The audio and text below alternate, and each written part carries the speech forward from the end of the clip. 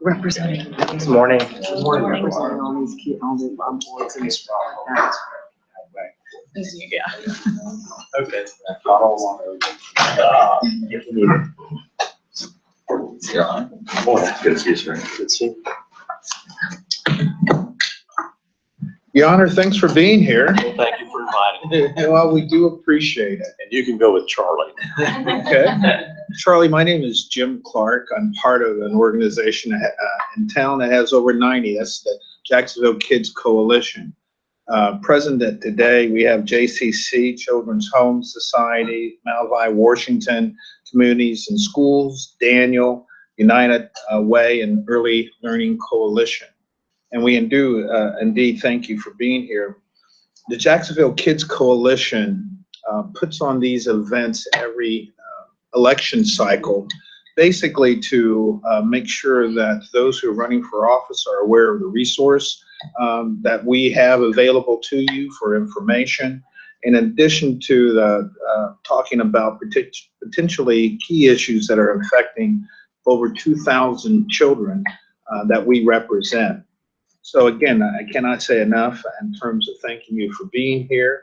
And I'm supposed to be the timekeeper, so I'm going to do the best. I've done my thing now in 45 seconds. But you forgot to tell him he's getting taped. Yeah. Oh, well, thank you for letting me know. These two are to keep me honest and correct because we've had forums yesterday and, of course, today and this afternoon.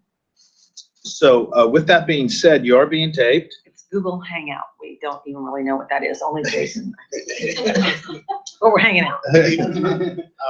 But you can also go to Facebook. I know yesterday, I don't know how many of you, but went to Facebook. But on Facebook, there was also some information about the candidates and the coordination that the Jacksonville Kids Coalition undertook.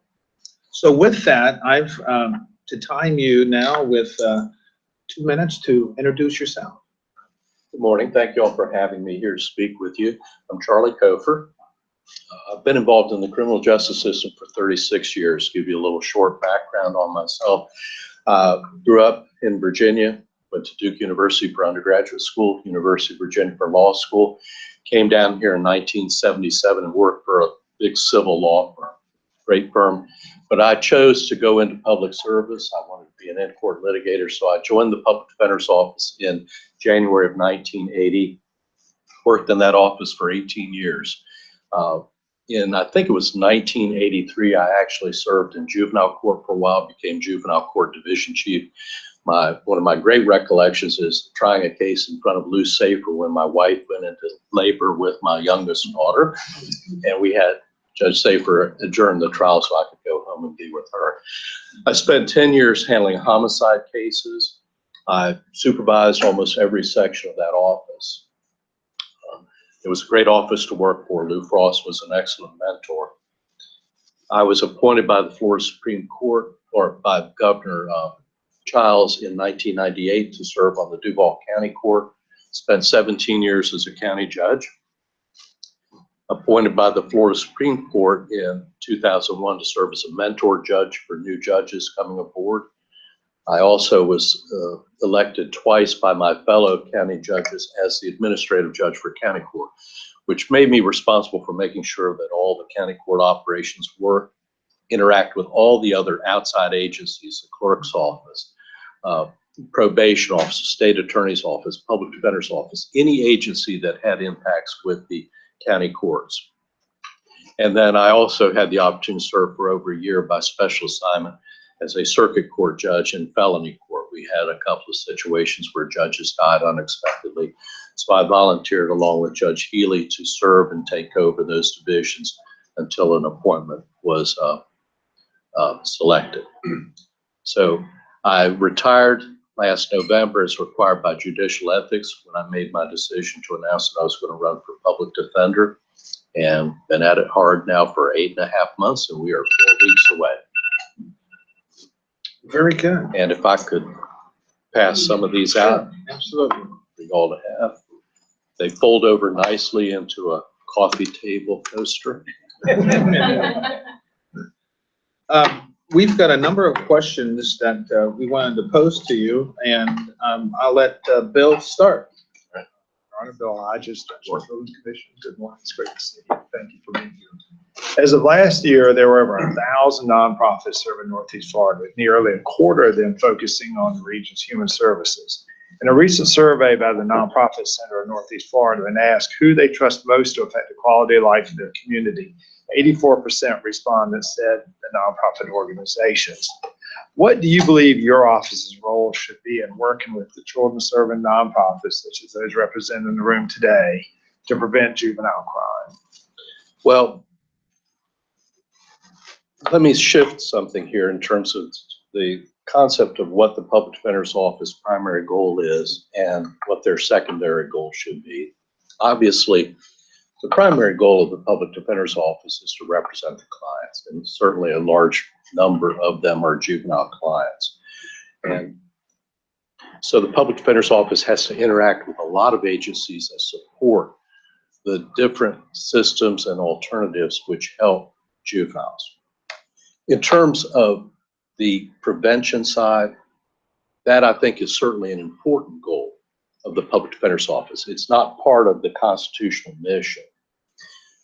But I think the public defender's office can be a voice for children's advocates. And if you have the right person in that position, it can be an effective voice for children's advocacy. If you want somebody who will be advocating for children, you have to have someone who has credibility within the system, and the people that can actually make decisions to change how things are done. You have to have somebody who is a problem solver and knows how to analyze issues and how to effectively present them to those who really can make the ultimate decisions on, are we doing things right? Can we do them better? So I think that I have the skills and background from 36 years in the justice system, the reputation for being a problem solver, of being able to take on problems, address all the stakeholders that are affected by the problems, listen to different groups, try to find out where you can make improvements, try to be able to advocate to people who might be resistant to change, that yes, there's a better way and here's why there's a better way to do things. And I think I've been very effective over time. Not really, I haven't focused in juvenile, but in other areas of the criminal justice system, being able to do that. And I think that's an important aspect. One has to keep the focus as public defender what the primary goal is, and that's representing the children who have come into the system that you are assigned to represent. You interact with a lot of agencies. You will learn a lot about the different agencies just from the standpoint of serving the clients and representing the children. And then the secondary goal is, can we do things in the criminal justice system that will help benefit children, help reduce the number of children we see coming through our system? I think Steve's got a question. Good morning, Mr. Good morning. This is Steve Gilbert. I'm the CEO of Communities and Schools. Thank you for being with us today. Thank you. In 2015, civil citations were issued to 45% of eligible children in Florida. Yet in Duval, only 28% of eligible children received civil citations. The legislator looked to amend the law governing civil citations last season, but the bill ultimately failed. What is your opinion about the use of civil citations for juveniles, particularly for first-time juvenile offenders? Okay, I think juvenile citations are a great program, and I know there's been a lot of advocacy on the part of my opponent in this election about juvenile citations. I come as part of my background is science, and I understand the value of statistics and the proper use of statistics. And I don't need to grind down into this too deep. Certainly statistics show that use of civil citations for juveniles, at least as being used now, shows a low recidivism rate, 5%. Statistics are good at measuring the success or failure of a particular program based upon the criteria you have. And you have to understand that, okay, will that success be transferable if you completely open up citations? I think you would probably admit that if you started including civil citations for use in more serious cases or with children who have more difficult backgrounds, the results are going to change. Statistics would have, they measure present success. They don't necessarily measure future results if you change the criteria. Where you can use citations is looking, statistics, you can look at the area of what are the offenses that we are not qualifying for civil citations? And what is the recidivism rate for those areas? And if you can identify the recidivism rate and the criteria for children and offenses that are not being used, then that could be a benefit saying, well, why aren't we using them for those areas to expand the use? That's the real value of using statistics, not to say we would expect these great results if we just pour a lot of other citations into it. But let's explore other areas that would be good additions to it. So statistics are really great for helping to explore problems and finding resolutions. They're oftentimes not really good at the hands of politicians who don't understand statistics. I think right now, from the standpoint of expanding civil citations, we've run into a brick wall in this community. Because one of the advocates, my opponent, has made serious missteps and doesn't have credibility within the system. And I don't mean to mimic or sound like maybe another politician in this race, but he has used statistics inappropriately. And I will give you one example. Last February, when legislation was pending, he posted a statistical chart from I keep calling it HRS, Department of Children and Families, purportedly to show that no citations were written at all in this circuit in 3 months of last year. And he made a comment on his Facebook page that it was unconscionable that that happened. I have enough experience in the system that when I saw that chart, I said, something has got to be wrong. How could you have had all these citations written for months and then nothing? The day it was posted, I went online and pulled up the statistics, and what was found on the department's website was completely different than what he had posted. I don't know whether he had gotten a screen capture from months before, held on it, posted, but I don't know what happened, but he was notified. I know he was notified that the statistics he was posting were inaccurate. He still kept them on his website and still argued it.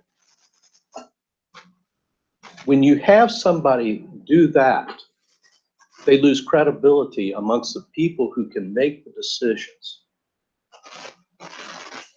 Statistics are important, but you've got to use them properly, and you have to be responsible in using them. We have a situation here now where the present public defender's advocacy methods are to latch onto something and do a press conference maligning the people who may make a difference and who may have influence in change. That's not the way you get things changed. I just know from my experience, the way you get things changed is you talk with people that are involved who are knowledgeable about what needs to be done. You explore the issues, you develop statistics, you talk with the other stakeholders, state attorney's office, sheriff, and talk with them one-on-one and say, look, here's what we're seeing. can we do something to improve this situation? Right now in our city, that communication line is not there with either the sheriff's office or the state attorney's office. And you just find out you don't get people to come to your position by going out publicly and rubbing their noses and saying, you're doing bad. You get them to your position by advocacy, talking with them and making sense to them and bringing them over to your position. I have been able to do that for 36 years within the system. Not a lot of publicity about the efforts and accomplishments I've done, and I don't seek that, but I know how you get things changed, particularly when you're running into resistance. Judges, if I may, and indeed, civil citations for our community has been an important factor that many of the nonprofits, particularly those in the area of juvenile justice, have been dealing with. And I have a two-part question for you. One is, how familiar are you with the Circuit 4 Juvenile Justice Board, which is by statute advises the department and area individuals about issues affecting juveniles? And second, some of your thoughts as it relates to the incarceration rate, particularly in Duval. We're 12% over the average of juveniles being direct file. And many of us who are involved often see poor kids, I'm not only going to say black, but poor kids who are often given a choice of either saying yes, they don't have the legal advice really to assist them in terms of making adequate decisions. And once you stay in juvenile for a month or 2 months, you know, you're about ready to do whatever. So I'd like your opinion in terms of two things. One is, how familiar are you with the Circuit 4 Juvenile Justice Board? And second, any thoughts you have as it relates to the fact that Duval is 12% higher than the state as it relates to direct file? Well, in terms of the board, I will tell you, I'm not that familiar. I've been a county judge. Our only real contact with juveniles have been with the criminal type citations, traffic citations. And granted, it's been 33 years since I've tracked the halls of juvenile court. So I won't purport to being familiar with that organization. Insofar as the rate of incarceration for juveniles is concerned, I think that's attributable directly to the advocacy on the part of the juveniles.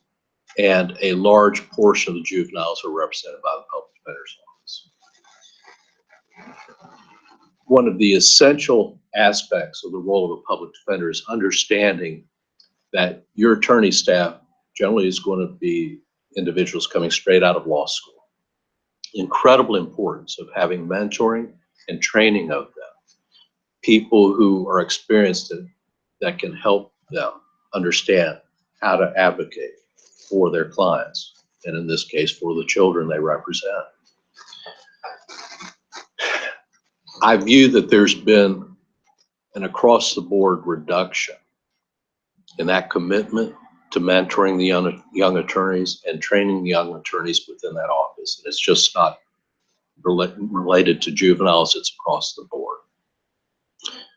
Prison commitments incredibly spiked out of this circuit beginning in 2009. And they kept going up for years. Juvenile time in custody has increased. We have an adversarial system. If one of the offices isn't preparing the attorneys, presenting the attorneys, and training the attorneys sufficiently, the quality of advocacy for those clients is going to suffer. There are a lot of really good young lawyers in the public defender's office. As a county judge, I speak with a lot of the young lawyers. They come to me. They come to county judges to talk with us about the office and whatever. Even they realize that the office is not doing an effective job of bringing them along. And so I think that's certainly an aspect to it, is the lack of training and mentoring on the part of the younger attorneys. Well, thank you. And again, as I had previously mentioned, the Jacksonville Kids Coalition individuals can be a great resource for you. And Circuit 4 Board does a lot of things to help design effective programming in our community. So, well, one of the first things I will do as public defender then is to educate myself more about it, because, you know, I realize all of these agencies that are here have children's welfare at heart. And they can all be a resource to the public defender's office. You can't turn your eye away from people that are trying to help children. But so that will be one of my first goals. well, thank you. We're going to switch a little bit to the area of mental health. And Leon? Good morning, Your Good Honor. morning. Always good to see you. In the area of mental health, last year, Florida was ranked 49th out of 50 in the nation when it came to mental health services. Duval County has been identified as one of the main problem areas in the state when it comes to mental health services. Last year, a legislature passed legislation that made changes to mental health services in the criminal justice system. If elected, what role do you feel your office has in improving the delivery of mental health services, primarily for juvenile offenders with mental health issues? Well, the first rule is you've got to handle your budget properly, do away with the waste in it so you can have the money there for mental health evaluations. One of the most disturbing things that helped make me prompt my decision to leave the county bench was that due process money is being sent by the office back to the state. And there was bragging about how fiscally responsible he was to send back due process money. Due process money is designated for taking the depositions, doing mental health evaluations. And the courts were being told that, well, we don't have the money to do mental health evaluations in county court cases. And I assume there was some of that going on in juvenile court too. And so it's very disturbing when there's money there and that was being allocated, but was being returned to the state. And then the stance was being taken by the attorneys in the office, we don't have the money. And I've had feedback from a lot of mental health professionals who have been cut out of juvenile court, also county court, because the public defender's office has taken the position, well, we don't have the money. There's not a lot of money. There needs to be greater funding. But my gosh, how do you sleep at night when you send money back to the state so you can brag about it politically, and then have to have your attorneys come to the court saying we don't have the money? Now, if you talk about something that's unconscionable, that's unconscionable. And that will change. So you not only take the little bit of money the state gives you, you advocate more legislatively for more funding to do that, because you've got to, children involved in the criminal justice system have an incredibly high level of emotional, psychiatric problems. You could make that statement for anybody in the criminal justice system, but certainly children do. And that is the primary area where with proper identification of the issues the child is having and proper treatment, you can divert them so they're not in our adult criminal justice system for years and years and years, still suffering from the same problems that could have been properly addressed as juveniles. But getting the evaluations done, as attorney. First of all, training your attorneys to recognize mental health issues on the part of juveniles is incredibly important. And having handled homicide cases for 10 years, I know how to identify those issues, but identifying the issues and the need for mental health evaluations is incredibly important. Then spending the money from your budget to have the evaluations done is incredibly important. Now, that doesn't necessarily address the department's issues of underfunding for services to the children, but you've just got to be able to run your budget to get the money in places where it needs to be. Very good. We have some, before we ask you for any of your closing remarks, are there any clarification or additional questions that any individuals here may I want just to have ask? something I want to add. It's not really a question, but Jason Robb, Public Policy Director at United Way. Yeah, I just want to extend a hand and lend the organizations around this table to be a resource to you either before you get elected or after you get elected. We have a lot of breadth and depth of experience, know-how in some of the issues that we've talked about today. We just want to make sure that you know that you can call on us on any time, and we'll be happy to be a resource to you, your campaign, and if you get elected, your office. Thanks. Appreciate it. All right, 1 minute for our closing remarks. Well, One of the things we did ask some other candidates was for them to distinguish you from your opponent or opponents. I don't know. I think you only have one, right? But one real one. one real one. Okay. When you're close, we really kind of wanted to hear what you think about how you can distinguish yourself from your opponent in particular, and anything else you want to say. Well, I think I can do only one thing. It's really a mantra of my campaign: experience and integrity. I think within the justice system in 36 years, I've developed a reputation throughout the system of integrity, effectiveness, doing the job the way it should be done. And so I think regardless of what happens in other races, I will be able to develop relationships with the state attorney. I already have a very good relationship with Sheriff Williams. And so I have that respect of the other agencies where I think I could be a strong voice for children. The experience, there's no real substitute for experience.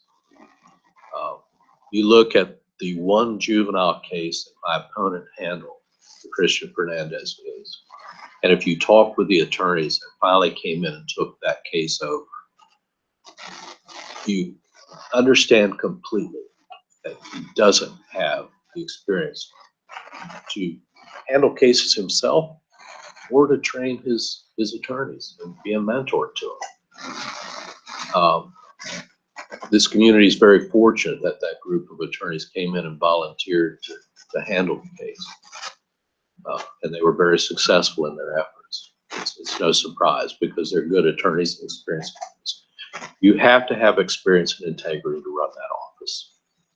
And that's what distinguishes me from Well, again, we want to thank you very much, and I echo what Jason said. And particularly, they can always coordinate any kind of information from the nonprofits that you want.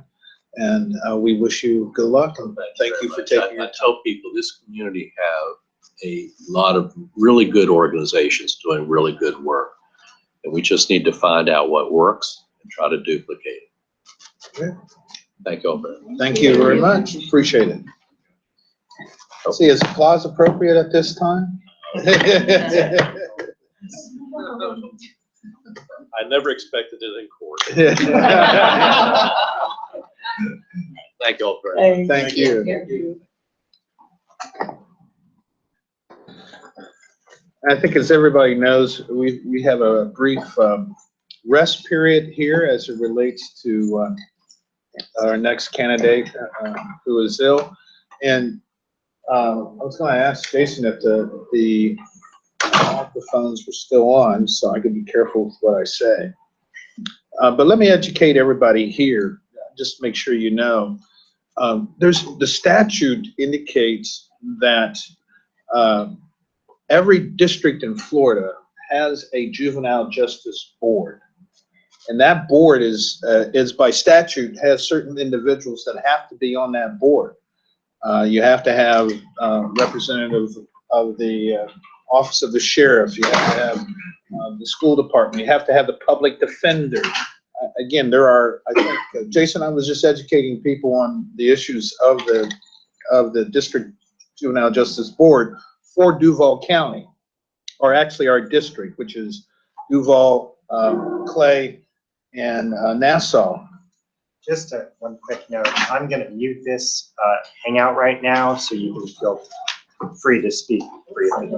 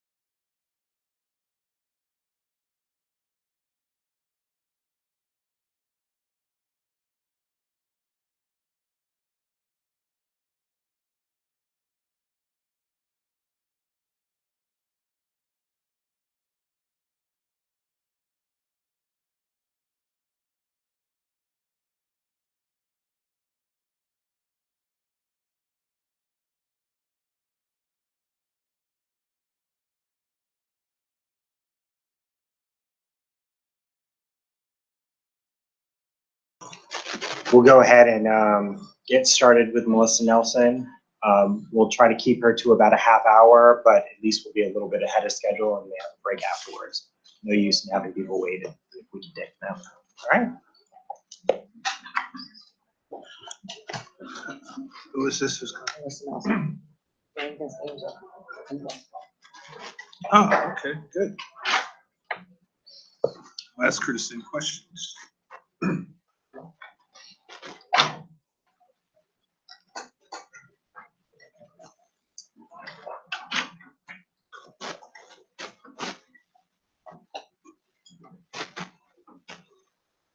Someone can open that door, please. We just closed it. Nice to see you. It's been a long time. Of course, it's nice to see you too. Hi. Okay. Hello, good morning. Hi, good Morning. morning. Good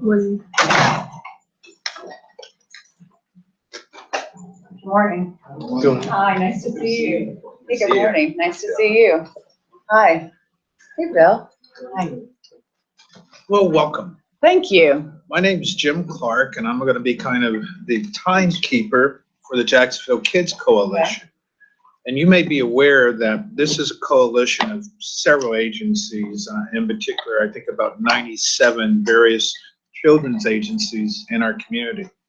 And we do these events to kind of be a resource for candidates and or those who have been selected. You can count on us in terms of giving you information, but just a wonderful resource group that we hope that you might utilize sometime in the future.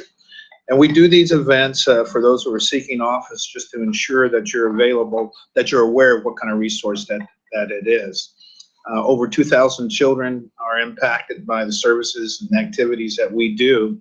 And so we think we play a significant role and appreciate you taking the time to be here to talk and let us get to know you a little bit better. Represented here today are the Jacksonville Public Education, the Teach for America, JCC, United Way, Children's Home Society, Malvi Washington, the Communities and Schools, Daniel, Early Learning Coalition, Boys and Girls Club, and I hope I haven't forgot any of my other colleagues that are in the room with us today. We appreciate you being early, for sure. That's a kind of inside comment here. And my job is to kind of keep us on target so that our other candidates will have the appropriate amount of time.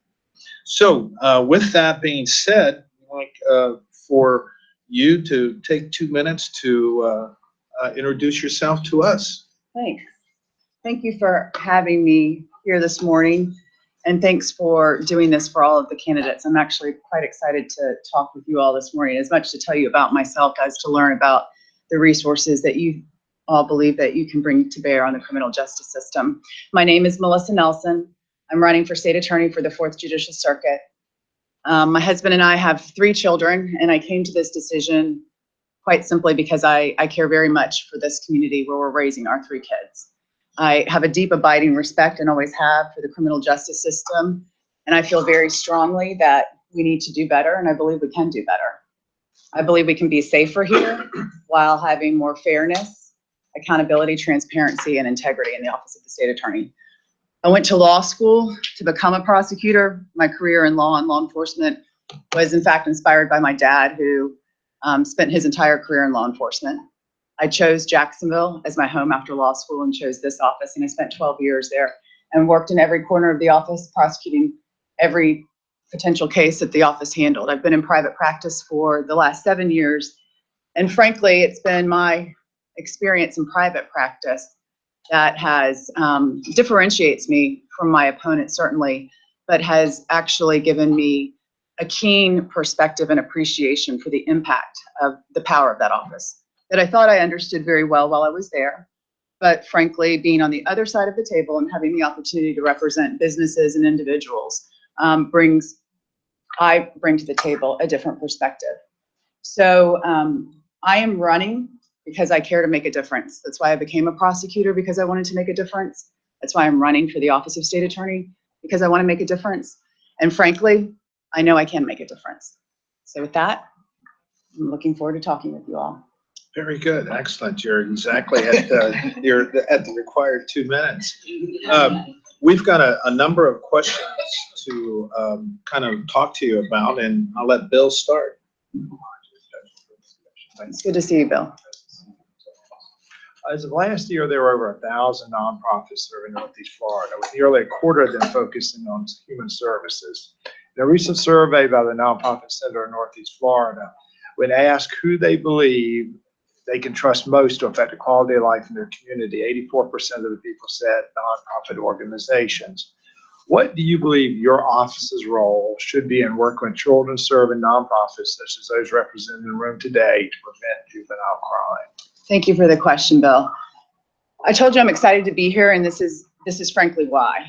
I believe that the state attorney has a platform from which she can has great power to collaborate and partner with the nonprofit resources in this community, and we have a ton of them. And I became familiar with the resources available in this community, not through my work at the state attorney's office, frankly, but through my involvement with Leadership Jacksonville. And while I have been campaigning, before I came to the decision, let me say this. It's easy to say, okay, there's a problem that exists. It's much more difficult to give consideration and deliberation to how I intend to fix it. So I actually am giving consideration about running. One of the very first things that I believe that the state attorney can do is actually collaborate with nonprofits. I think historically DAs and the state attorney here have historically viewed their job myopically. I have a case, I have an issue, I have to deal with that case. So reactive as opposed to proactive. But I think if we change the way we think about public safety and the impact the state attorney's office can have, that can be borne out by bringing nonprofit resources to bear. So partnership. And so one of the things I'm most excited about doing, and I've been doing on the campaign trail, while I've been meeting voters and donors and going to campaign forums, I've also been meeting with nonprofits on the campaign trail, and not just talking to them, but asking them, what do you think you can do? How could you be of service to the state attorney's office? How could your programs help the criminal justice system? So I've been listening and learning. Once we win, I intend during transition to do the same exact thing, to have this conversation and listen to how individual nonprofits think that their resources and their talents can actually serve the criminal justice system by partnering with the state attorney's office. A specific example, the Dolores Barr Weaver Policy Center has an incredible program for at-risk girls. They want to expand that program and partner with the state attorney's office. It's funded. It's a win-win for the policy center. It's a win-win for taxpayers. It's a win-win for the state attorney's office. So that's just but one example of how the state attorney's office in collaboration with a nonprofit, I think can impact public safety. Very good. We also, Steve, I think you have a question. Good morning, Melissa. Hi, Steve. Good to see you again. Nice to see you. In 2015, civil citations were issued to 45% of eligible children in Florida. Yet here in Duval County, only 28% of eligible children received civil citations. The legislator looked to amend the law governing civil citations last session, but while the bill ultimately failed. What is your opinion of the use of civil citations for juveniles, particularly first-time juvenile offenders, and what types of crimes do you think should be excluded? I believe in the use of civil citation. I will attend the iCare assembly, and I will commit and then pledge to my commitment for the use of civil citation. I know that the current elected does not believe civil citation should be used for battery. I believe vesting law enforcement with the discretion and the judgment to discern when to use civil citation. I know that the current elected state attorney has explained that she has a in-office program at large diversion that can be used in lieu and is being used in lieu of civil citation, but I have yet to see data or proof of that. What I know is that this community is not using them as the rest of the state of Florida is using them. And we should frankly be very, the state attorney needs to be very adept at identifying threats to our public safety in our community, as well as identifying kids who are amenable to reform, and doing everything within our power to make sure that those kids are diverted outside of the criminal justice system, because we know without a doubt that once they enter the criminal justice system, we are all at greater risk. So I am committed to the use of civil citation, as well as for, as well as I said, for battery, if the law enforcement officer on the ground thinks it's appropriate. You are clearly knowledgeable about some of the areas of civil citation, and statute created in all districts a juvenile justice board. And in Duval County, actually in our district, we have what's called the Circuit 4 Juvenile Justice Board, which in fact led to the funding of the Dolores Barr Weaver last grant that came from the department. One of the things that the board has really been citing lately, and a focus has been, is that in Duval County, it shows that we are 12% above the average of youth who get committed to adult court. And many individuals who are involved with the court system see a great deal of disadvantage. In fact, the word is that either you plead guilty or we're going to reprimand you to or recommend you for adult court, which of course the state attorney has that prerogative in which to do. So we're interested, I certainly am, in terms of your thoughts in terms of that's appropriate. We particularly see a lot of poor kids who, without proper representation, often end up getting reprimanded over. Again, our district is 12% over the state average. Do you have any solutions or thoughts about why that is and what you would do differently? Well, I do have thoughts. I think it is inappropriate to use the power of the office as a threat of adult court. If an offender belongs in adult court, then that decision should be made based on the facts and the circumstances of the crime. The threat of adult court should not be used in order to send a kid to juvenile commitment. I believe that the state attorney's office, as it relates to juveniles, should be doing everything they can, as I said before, to identify violent offenders and threats to our community, and otherwise identify kids who are amenable to reform. And those kids who are amenable to reform, the state attorney's office should be working in a collaborative process with the public defender's office, with their counsel, in order to make sure that the child can avail him or herself to the resources available, because that has a better impact, a better outcome for all of us.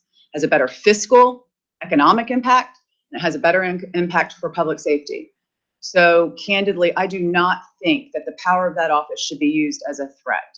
If it's appropriate for a child to be direct filed, then so be it. But I don't think the threat of direct file should be used in order to extract a sentence of direct commitment. We're going to switch topics a little bit, and Leon's going to talk a little bit about mental health. It's always good to see you. Leon Bax in Communities and Schools, and you know we are Leadership Jacks. Best class. The best, and I've been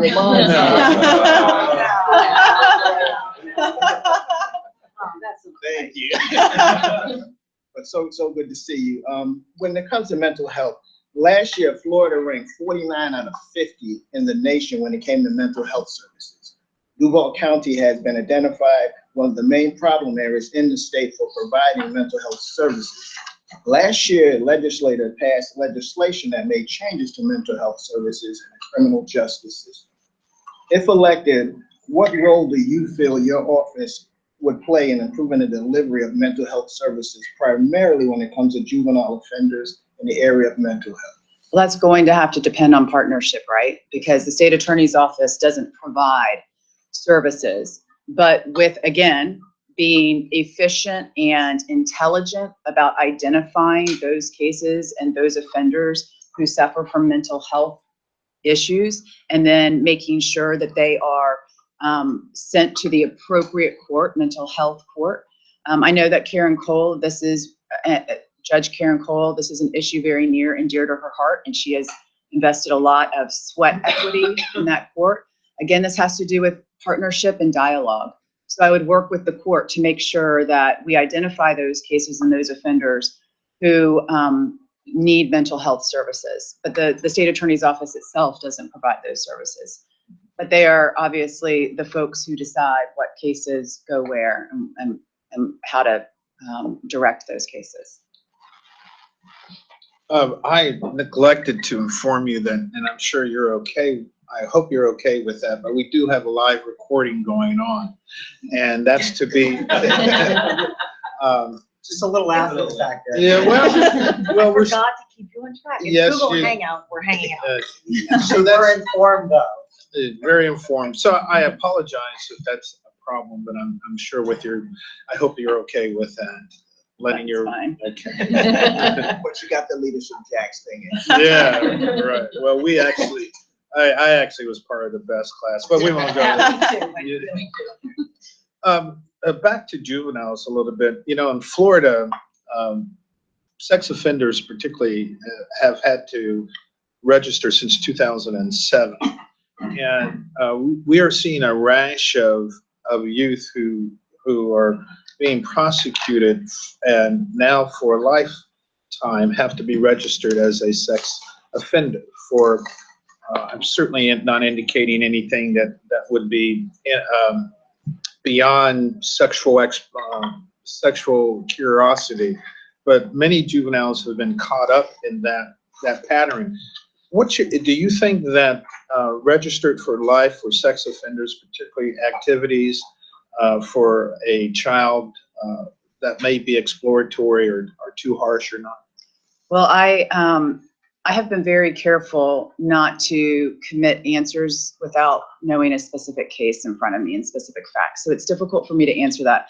I'll say I have 3 children, and I frankly appreciate being notified when a predator moves in my neighborhood and I know where he or she lives. So I, you know, as a parent and a mother, find that comforting to know, and I'm, you know, reluctant to commit to a hypothetical, not knowing specific facts about a case. Certainly understand. Thank you. Jason. Yeah, oftentimes the front lines for juvenile crime comes in our school system. And, you know, we are seeing an exposure to things like gang activity and whatnot happening in the hallways of where education should be happening.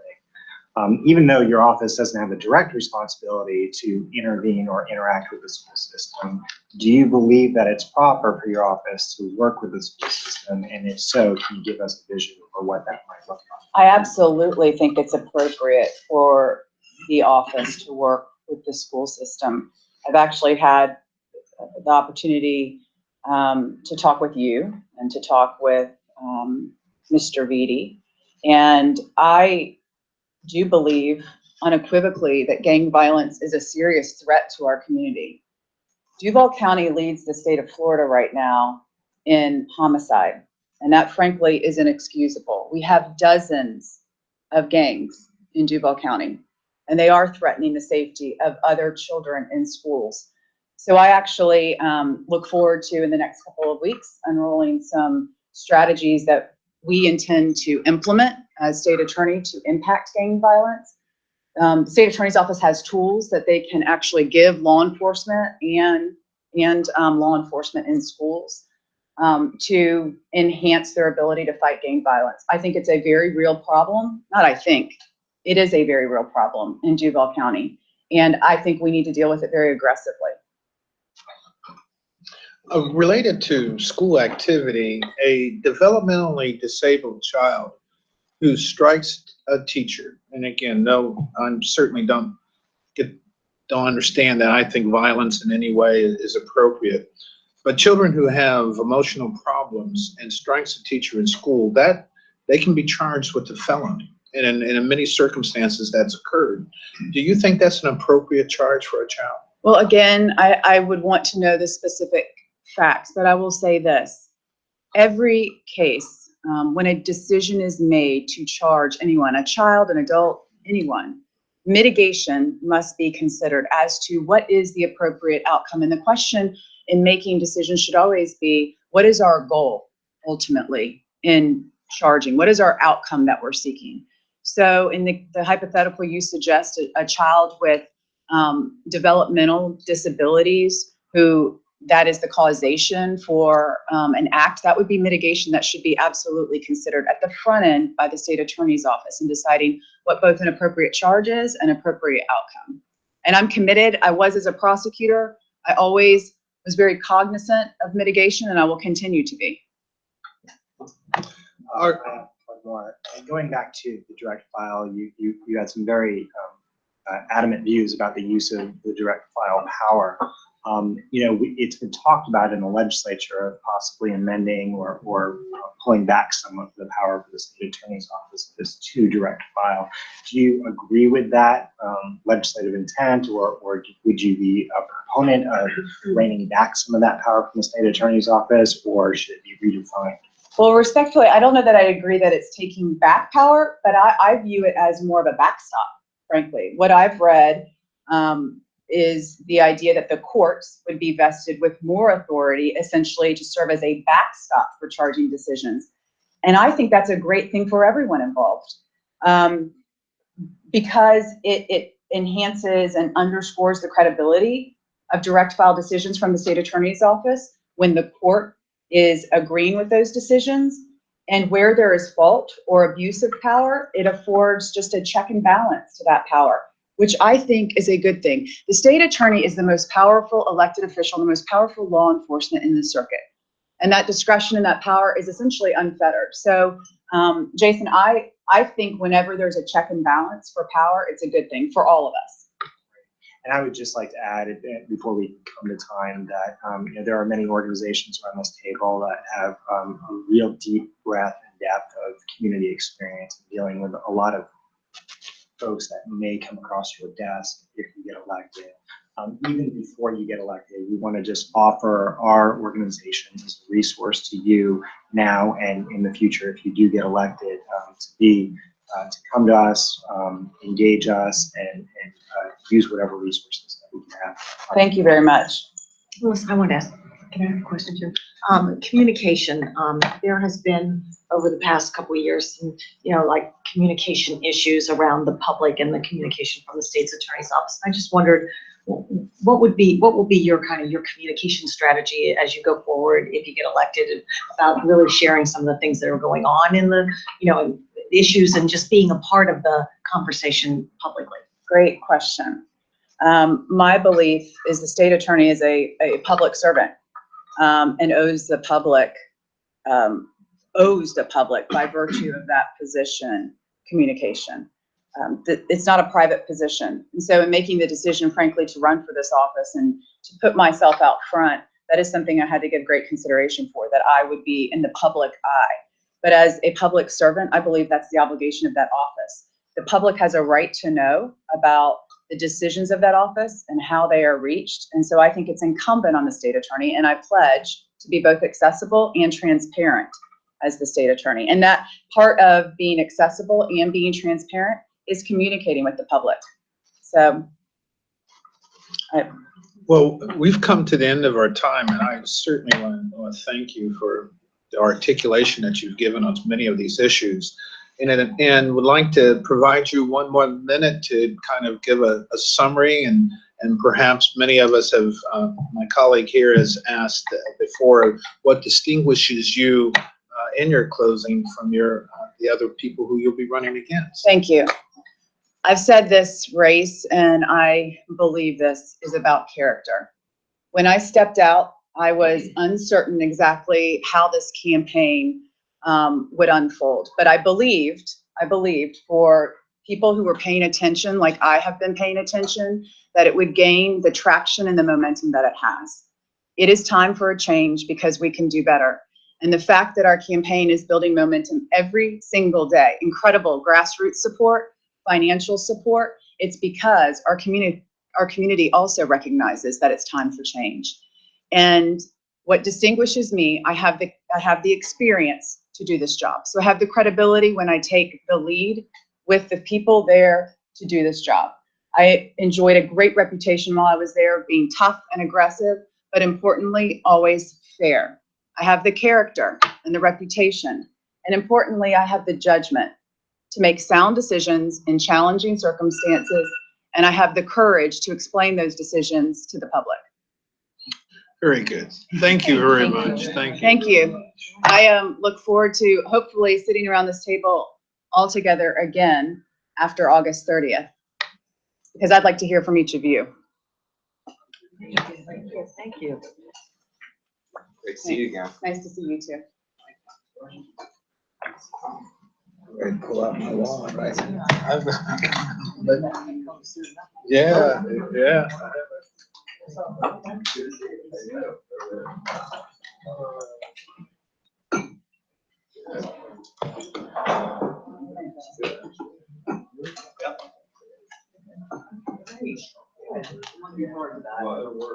Hey. Okay.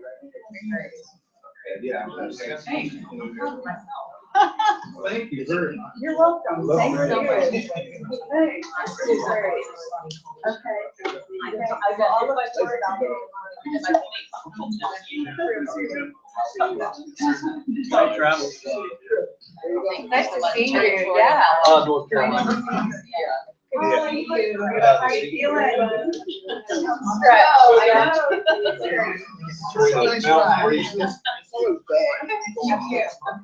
Yeah, yeah. Stop. Pleasure meeting you, Leon. Oh, thank you. Good to see you again. Right. Can you still register, can you still change your party affiliation? Can you change now, or is it too late? I'm not sure.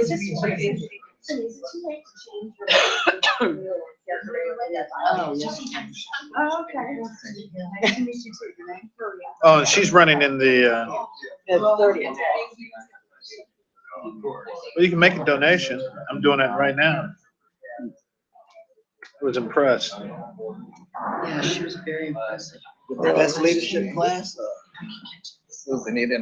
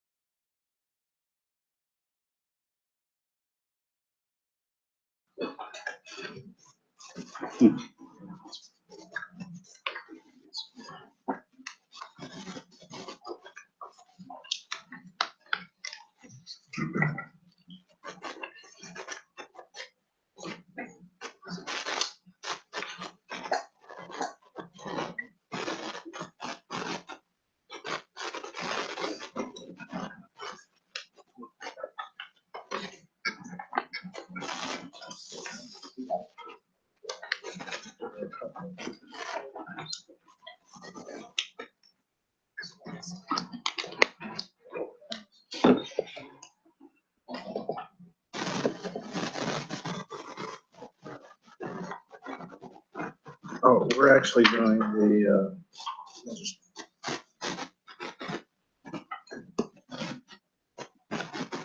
oh, Susan, you're gonna start off with this. Yes, I am. Okay, good. Kate.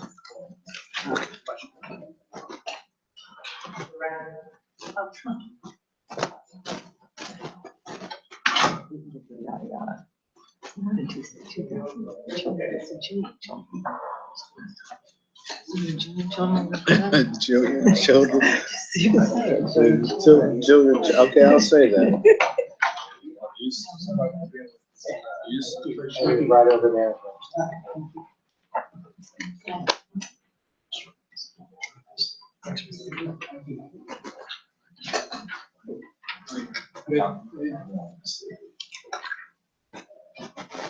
Excuse my appearance. I've been over at Inglewood High School at orientation this morning.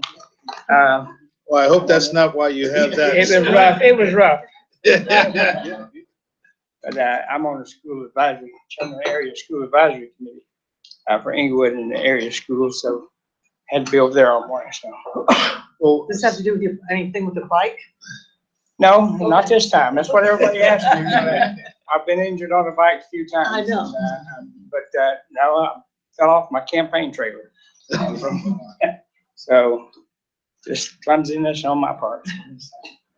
Well, Mr. Redman, we appreciate your being here, and we want to welcome you to the Jacksonville Kids Coalition Candidate Connection. And as you know, my name is Jim Clark, and I'm on behalf of our child-serving organizations that represent the Jacksonville Kids Coalition. I can't thank you enough for taking your time. Represented here today are the Jacksonville Public Education, the Teach for America, JCC, Children's Home Society, Malvi Washington, Communities and Schools, Daniel, United Way, Early Learning Coalition, Boys and Girls Club, and I hope I didn't forget any of my other colleagues who are in the room. We create these events during, particularly during elections, to create a relationship with those seeking office and those who've been in office or may be advancing to office, so that we can also, and want you to know and assure you that we can be a resource for you. You know, also we want candidates to understand that we represent, let's see what you tell me to say, a gazillion, but over 200,000 children in our community. And so we think indeed that we can be an asset to you. We've got a format that we follow, and I'm supposed to be the timekeeper. And we'd like you to begin with just maybe, many of us know you. You've, full disclosure, I indicated that you were my councilman who did some great things for Daniel. But we'd like for you to give your 2 minutes and tell us, tell this group who you are and why you're running. Don Redman, I served 8 years, term limited out of the city council, District 4, which is Southside area. I've been heavily involved with schools, full service schools. Most of you, I'm sure, familiar with full service school. I've been on the board, the oversight committee at the Inglewood Full Service School ever since it started. Served as chairman of that committee for several years, many years. Like I said, I'm this area school advisory chairman for Inglewood High School and the feeder schools in the feeder pattern there. Have been the area school advisory chairman for over 20 years. So I'm very familiar with, working with kids. I put on children's triathlons for years. I had a race production business where I put on triathlons. And did triathlons myself for many years, running, swimming, and biking. I'm a member of First Baptist Church, very active there. I've been an usher there for 37 years. So I serve as best I can wherever I'm at. The time that I was on the city council, I never missed a city council meeting.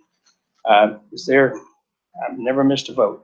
So, I take pride in serving at full capacity, whatever I do. Sometimes it gets me in trouble, but I give it my all and try to represent the people that I'm there for, whether it be in a political arena, whether it be with children at school, children with issues with the full service school, for instance, or any way I can be of help with children. I mean, I have 12 grandkids, so they they take up some of my time. So. Well, thank you. We've got a number of questions from individuals, and we'll start with Susan. Hi, Councilman. I'm Susan Main, Early Learning Coalition. Nice to see you. Thanks for coming. Florida's early learning system in Florida is comprised of 5,000 not-for-profit, for-profit, religious exempt childcare programs, along with public and private schools. They receive state and federal funding, which flow through the early learning coalitions. There are 30 of us across the state. I know you know what we do in our community. The state spends roughly $1 billion a year on our two main programs, which is the School Readiness Financial Assistance for Low-Income Working Families and the Voluntary Pre-K program, aka VPK, which I think you know about too. I'd like to know what your stance is on increased funding for early learning, since we haven't had increased funding for a very long time, and the need for increased quality standards for the programs who take the tax dollars. I support increased funding for early learning. I mean, I see and know the importance of getting to the children at an early age and get them in the right place, teaching them. And there's so many families out there that would not have the opportunity to do that if it wasn't for what you do in the early learning situation. So I support that. As far as quality, I think that there needs to be standards. Yes, I go through that regularly with the full service school and the different ones that we support, full service school. They have to prove that they're doing what they're supposed to do. But yes, enhance quality of education, enhancement in any way that we can to help the children, educate them and bring them up in the right way. Just a clarification on that point. As Susan mentioned, we haven't had that many funding gains in the early learning space.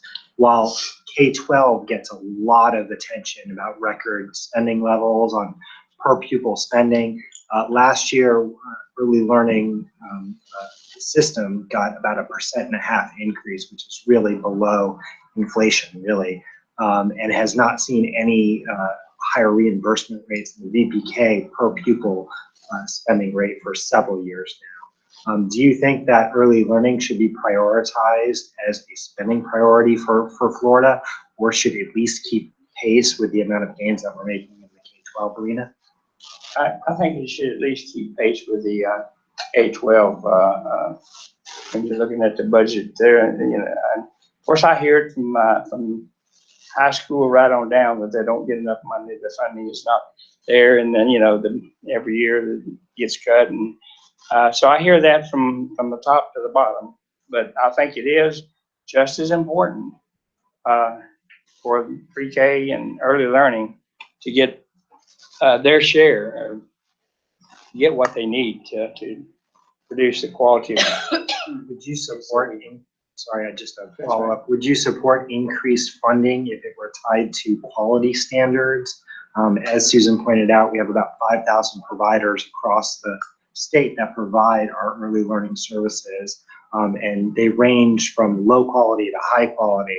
Would you support a system that rewards high quality or ties incentive or bonus or higher premium payments to high quality providers?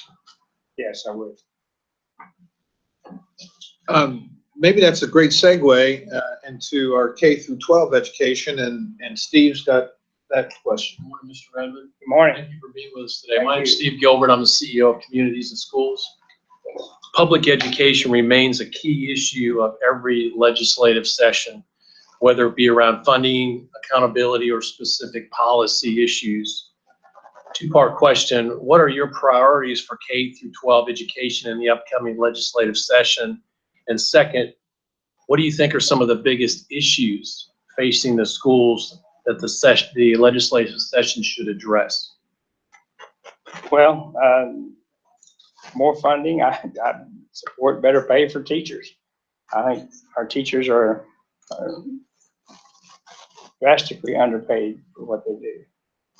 The classrooms need more money there, period. But I think that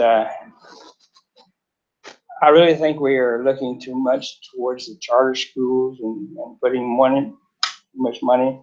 money into that than we are into our public school system. I hear that on a regular basis from our principals and teachers, and we're losing students to the charter schools, and I don't think that the quality is always there in the charter schools. I think that needs to be looked at on a very strict basis, that they will meet the same standards that our public schools meet. So I think there needs to be some work done there, some legislation to control our charter schools a little bit better than what they are. The bill, I think we'll ask some questions related to juvenile justice. Good afternoon. Bill Hodges, JCC. Yes, sir. Thank you so much for being here. Thank you.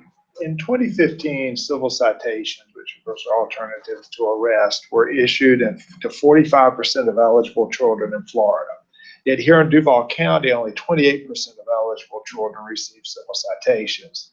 The legislature over the last several years has looked into this law governing civil citations, and last year the bill failed, but many questions were raised regarding the use and the parameters of civil citations for juveniles. What is your opinion about the use of civil citations for juveniles, particularly first-time offenders? And are there any particular offenses that you would exclude from the use of civil citations for juveniles? I support civil citations. I think so many kids their lives are ruined by one little petty crime. But I think for a serious crime, somebody using a gun, somebody kill somebody, other than murder, rape, I think that a civil citation is a great thing. I think there's several things that, I know I supported the out-of-school suspension program way back before it got started, and helped push to get it started. We got it started, and of course it's been cut considerably last year. But I think that is a good deterrent, a good help for children that get in trouble at school, and rather than putting them on the street or they committing the crimes. I mean, I'd rather look at ways to try and prevent that child from getting out there and getting into trouble, and trying to figure out what to do with them after they're in trouble. But I think the civil citations are a great thing. I think, Mr. Baxter, we're going to switch topics a little bit to mental health. Morning, Mr. Redman. Always good to see you, and thank you for your many years of support on City Council on behalf of communities and schools, and particularly Teamwork. So That's right. good to see you. Good. In the area of mental health, Last year, Florida ranked 49 out of 50 in the nation when it came to mental health services. Duval County has been identified as one of the main problem areas in the state for providing mental health services. Last year, the legislature passed legislation that made changes to mental health services in the criminal justice system. If elected, how would you, or how can you look to improve mental health services primarily for children with mental health problems? Do you see the mental health problem as a local or a state issue, and what would you do to make sure? I see it as local and state issue. I have a real concern for mental health issues. The core area of downtown was part of my district when all the years I was on city council and dealing with the homeless people and the mentally ill. Most of them out there on the street are mentally ill, and children that and I was raised without a mother. My mother had a nervous breakdown when I was 2 years old, and so my mother stayed in a mental institution the rest of my childhood years. So mental health is dear to my heart, and I don't see anything being done to help. I mean, the jails, sheriff's departments only ones dealing with mental health issues in Jacksonville and throughout the state. So, and I don't think that everybody should be stuck in an institution, which is where my mother spent all those years. I mean, I used to go visit her in an institution, maybe once a month, maybe once every 2 months. But, it's not a place that we need to just stick somebody in an institution and leave them. And we have capability today of dealing with mental health problems. And we need to work on that and need to put more emphasis on working with the mentally ill people in our community. I know in a full service school, we have y'all's help. We have help there for children with problems. And a lot of times it's dealing with the parents of these children and to see that they get the help. And Mr. Clark deals with that on a regular basis as well. So, yes, I think we definitely need help. Well, we certainly thank you for your, as Leon said, so many years of service. Jason, did you have other points that you wanted to make? No, I really just want to make more of a comment. First of all, thank you for coming in, and thank you for your work with full service schools, which, as you know, is United Way initiative that we fund and support and help coordinate. But I just want to say, either before the election or after you get elected, the organizations represented around this table have very deep breadth and depth of knowledge and community and resources to bear on the problems facing our communities. And we would urge you to reach out to us, use us as a resource, and consider this the hand being extended so that hopefully we have a little bit of a good relationship and you know who to call when you need to know something. Well, certainly I will, and forget the Tallahassee. And of course, I've seen all the work that y'all do on a first-hand basis. So I know you're there. I know that y'all care. I know that you all are a great part of the community and a great asset. So it'd be a shame for somebody not to reach out to you and utilize the resources that we have in this community. We have the resources. We need more money, in every field, I know. But if you're utilized properly, funded properly, we can solve a lot of problems with young people in this community, as before they get into that adult years, and we've got a real problem. So. I think Susan has Real the quick final question. Yes, ma'am. Okay, so going to Tallahassee, a little different ballgame than city council. I just wondered what your thoughts were on a leadership and the role that you might be able to play in the Duval delegation.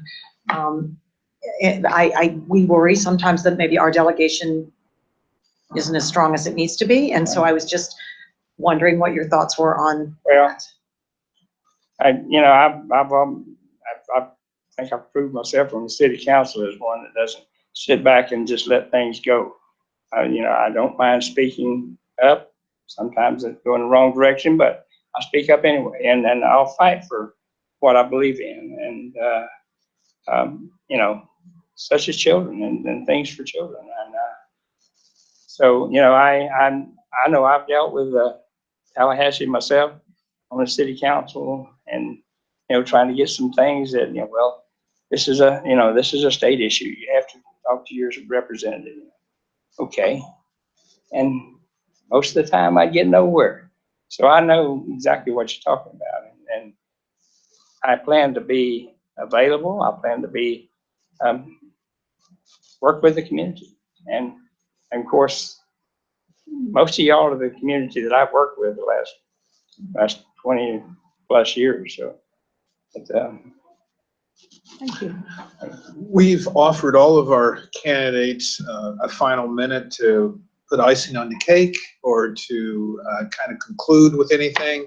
And we've also asked them perhaps in that to distinguish themselves in any kind of way between the opponents who they face. So I get to give you one final minute to do your thing. okay. Like I said, I have been very active as a city councilman. I didn't miss meetings. I was out there for the people. I leave my cell phone number for people that can call me anytime, day or night. And I've had people call me in the middle of the night, and I address whatever the issue might be. If I need to go somewhere and help take care of a situation, I'll do that. I've been a homeowner in my community for 40 years. Taxpayer for over 40 years. Had a small business for over 40 years in the district. So I've worked with children in many different ways, whether it be helping sponsoring them for different projects, sponsoring them for different activities. But I feel like that I am with my small business and better prepared to go to Tallahassee and represent the public than my opponents. So, Mr. Redman, thank you very much. Thank you very much. Thank you so much. That's great. Thank you. Go back to Inglewood now. Got We seniors coming in now. We don't want to see you with the other arm. Thank you. By the way, you used to cut this young man's hair. I made haircut too. Yeah. My grandparents live over It's funny. Senior code? Yeah, I got a special right All right, we got one more. I live everybody a card or just What? one of my take everything in full. You guys worked with him? All right, thank you, appreciate it. Well, I'm speaking more of my hat when I was with Jeff. Thank you. Thank you. Thank you. Yeah, helpful for us. Yeah, I've seen his work. Yeah, he always listens. I swear to God, he's available. I've called him many a time. Not at 3 in the morning. I've never called him at 3 o'clock. Okay. No better You have to person. be really in need to do that, which is okay. No, him and, let's see, who's our current one? Who's running against him besides Stan, him? Stan, Freeman, Clay Yarborough, and Clay Arm. Oh, these are, It's a lot of, and the guy coming in? so How do I know? Clay, huh? How do I know what? Let me see his face. This is right. Well, that's Redman.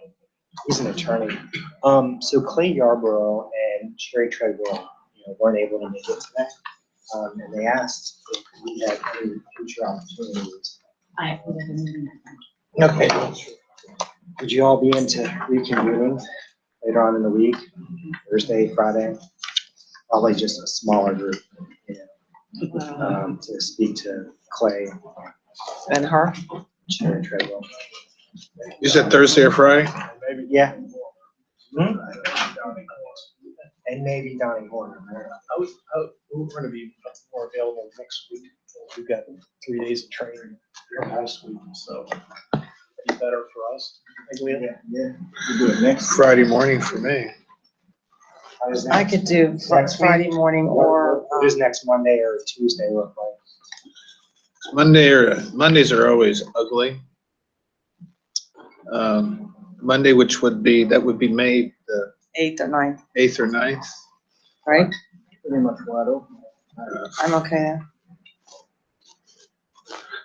You have Uwata on Monday, And that lets out at 10 or so? That's Tuesday. huh? You want us Tuesday? Yes, yeah. Yeah, what time does that let out? We'd already be here. How about I do that? We schedule for right after the UATA meeting. It'll be about an hour and a half. You have Jesse Baldepond has a professionals emerging meeting, but I don't know who all is part of that. Is that on the 2nd you're looking at, you guys? Uh, I mean, I'm sorry, Tuesday? on the 9th. What about the afternoon session? Is the way you follow this afternoon schedule? Afternoon I on can't do Tuesday for me afternoon on is a, Tuesday. come on. I can't, not afternoon.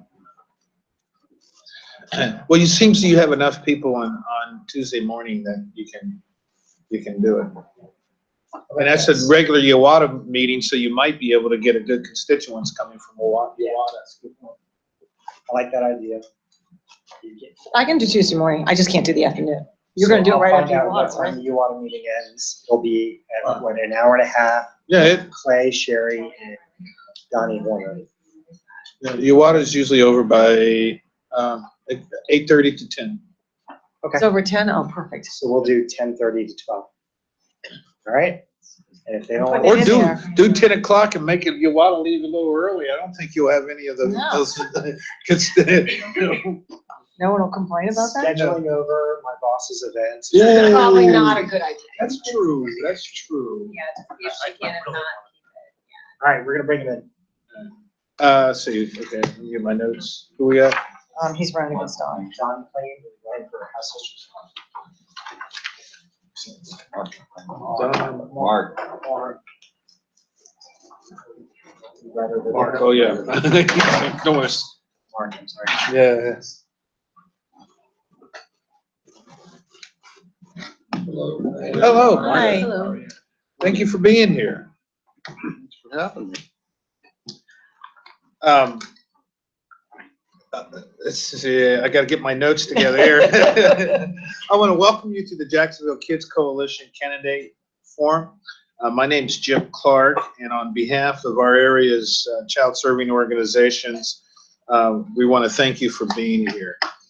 We have a number of organizations who are part of the Jacksonville Kids Coalition, and specifically today, we have the Jacksonville Public Education, we have Teach for America, we have JCC, Children's Home Society, Malvi, Washington, Communities and Schools, Daniel, United Way, the Early Learning Coalition, Boys and Girls Club, and we represent over 200,000 children in our community. And we have these forums, particularly during the election times, to help create a relationships between those who are seeking office and those who are in office or may be elevated to office, so as to understand that we can be a resource to you.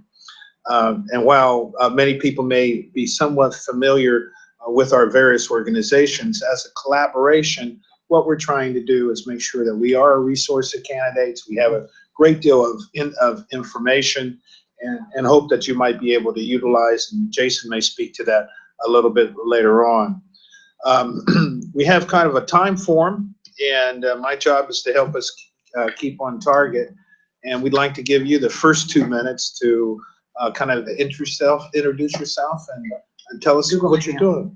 Oh, two other things I forgot to tell you. I have to. Yes, she has to remind me is this is a live recording, and it's will be on the web, Google Hangout. I'm not familiar with that. It's also on Facebook. I know that there will be pictures on Facebook as well that Jason has posted.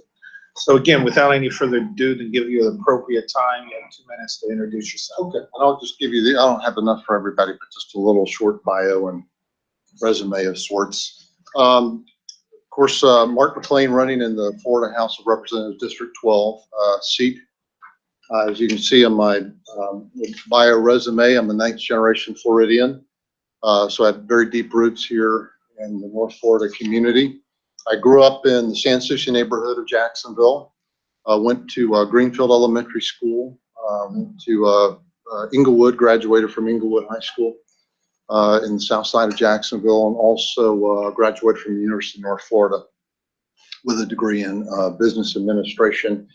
Owned a small restaurant business prior to going to law school. Went to Mercer University School of Law, gained a Juris Doctorate there, and have practiced since then in small business representation, probate, family estate planning, real estate matters. Same time frame. I've been involved in the community, been on 3 different school advisory councils, either as a chair or as a member. I've been president of 2 community and neighborhood associations, and also been on the Southeast Citizens Planning Advisory Committee, subcommittee of the city of Jacksonville in that same time frame, amongst other community activities as well. So opportunity has allowed me some family duties lightened. I was taking care of 2 elderly parents. They both have passed away now. My wife had cancer 4 years ago, and thankfully that's behind us now in remission. So here, offer myself up again for public service and just taking the opportunity to be engaged in the community again.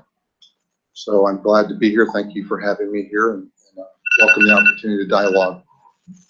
Well, thank you very much for being here. And we have a number of areas that we wanted to cover, and Susan will start with our early education. Nice to meet you. I'm Susan Main. I'm the CEO of the Early Learning Coalition here in Duval County. Florida's early learning system is comprised of over 5,000 for-profit, not-for-profit, religious exempt childcare programs, along with public and private schools.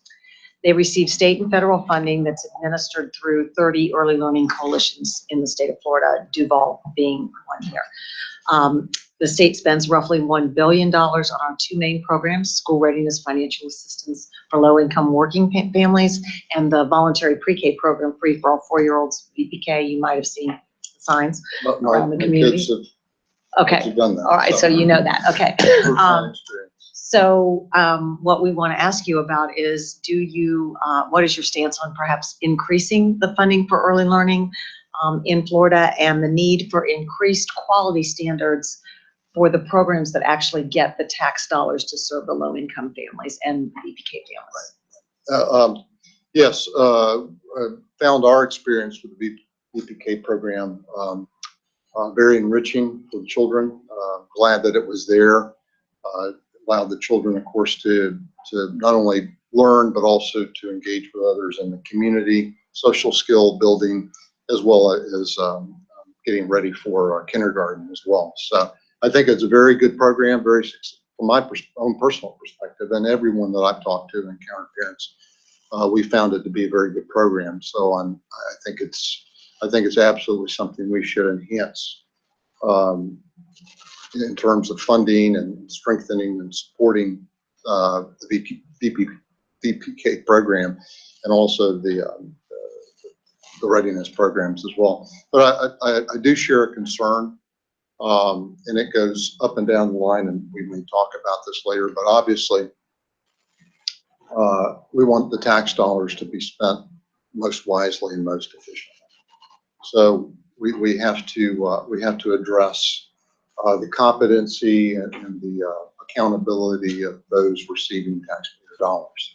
And so, yes, I'm concerned, and we maybe talk about charter schools a little bit later in terms of higher level educations, but I'm concerned about increasing our ability to make sure that we're not just pumping money into a particular program, rather than making sure that who's getting those tax dollars actually enriching our children's learning capabilities and getting them ready for kindergarten. So our experience, personally speaking, was that the program that we were involved in, very good. We kind of vetted out the individuals that were running it, kind of did some reconnaissance, so to speak, on the individuals involved in the program. And so we were we were satisfied going in that we had done that, but I know that may not be the case and is not the case in every situation. And so, yes, that's a big concern, because once you have the taxpayers feel that there is not some system of accountability, then of course they start buying out of the program, so to speak. They opt out personally, and then they start to either expressly or implicitly lobby against the funding of those programs. So all around, it makes sense to increase our accountability standards there. Jason, I think you asked a similar question, and we have a couple minutes. Do you want to follow up with that? As Susan says, we haven't seen a lot of increases for the early learning space over the past couple of years. In fact, last year, the whole early learning system received about a 1.5% increase. So while we might be hearing a lot about record amounts of spending in the K-12 arena, the early learning space has not really kept pace with even inflation. Would you be supportive of the early learning funding keeping pace with what we're spending in K-12? And also, as an additional question, because I'll ask it as a follow-up, would you be willing to tie additional funding to providing quality standards? We have 5,000 providers that range in different realms of quality, and would you be willing to support proposals that would incentivize or provide bonus pays on higher quality providers? Well, the first part of your question, in terms of the funding and percentage increases and the like, I certainly think that's of course, the earlier we engage children, the better in terms of the effects later on down the line. So of course, yes, I'm in favor, because I think it's the most efficient use of our dollars. The earlier we can get children into a good learning environment, a productive learning environment, a healthy learning environment, then it will pay dividends on down the line. We're going to have, well, I know we'll talk about these other things later, but we'll have, I believe, fewer problems as the child ages through the system. So I certainly think that we can't ignore the importance of 3- and 4-year-olds going into 5-year-olds in terms of keeping pace with, as well with the high school education. We need to make sure those kids are having opportunities to engage. And certainly in terms of incentivizing high performance and de-incentivizing low performance providers. And we certainly need to be aware of that, because as I said before, not only is it better bang for the taxpayer's dollar, but also if you get enough bad providers, it's also going to create the negative incentive in the public and the taxpayer's mind to say, this program, these people, this provider, they're not doing the job. We pour taxpayer dollars into this situation. Therefore, I'm against all BPK programs, and create that aura in the mind of the taxpayer. And we have to prevent that too. So yes. Well, that provides an excellent segue into Steve's next question. Good morning, Mark. Steve Gilbert from Communities and Schools. I'm the CEO. Thank you for being here with us today. Thanks for having me. Public education remains a key issue in every legislative session, whether it's around funding, accountability, or specific policy issues. Two-part question. Number one, what are your priorities in K-12 education in the upcoming legislative session? But also, what do you feel are the biggest issues facing our schools in the legislative that the legislators should address? Right. Very good. Well, one thing that concerns me right now about the public education system is we're on the brink, I think, of losing a lot of public school parents, and I'm concerned with public school parents dropping out of the system. Public school parents are the glue that holds the system together. They're the parents who volunteer to be the homeroom parent. They're the parents who bring the extra supplies for the teachers. They're the parents who put together the parties and the gift cards for the teachers and provide that element of volunteer support for the teachers. And so I want to make sure that, that the middle class parents or stay engaged and participate in our public school system. And a perfect example here in Jacksonville is, and I commend Superintendent Beatty for his attempts with Wilson High School in particular to try to create a hybrid magnet program there. But I believe there are more students in Wilson's district who are not attending Wilson than there are attending Wilson. So you got a situation where that many public school parents have opted out of attending their local public school. And so I think that from the standpoint of keeping keeping middle class parents engaged in the public school system is crucial. I think that if they opt out in general, I think the system could collapse. And then of course, all the king's horses and all the king's men are not going to put that back together. So are you for school choice then? I am for school choice. I understand that we have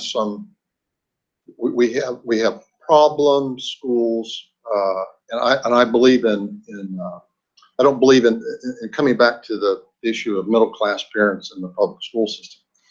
I'm not for willy-nilly saying leave your public school. That's the exact opposite of what I want.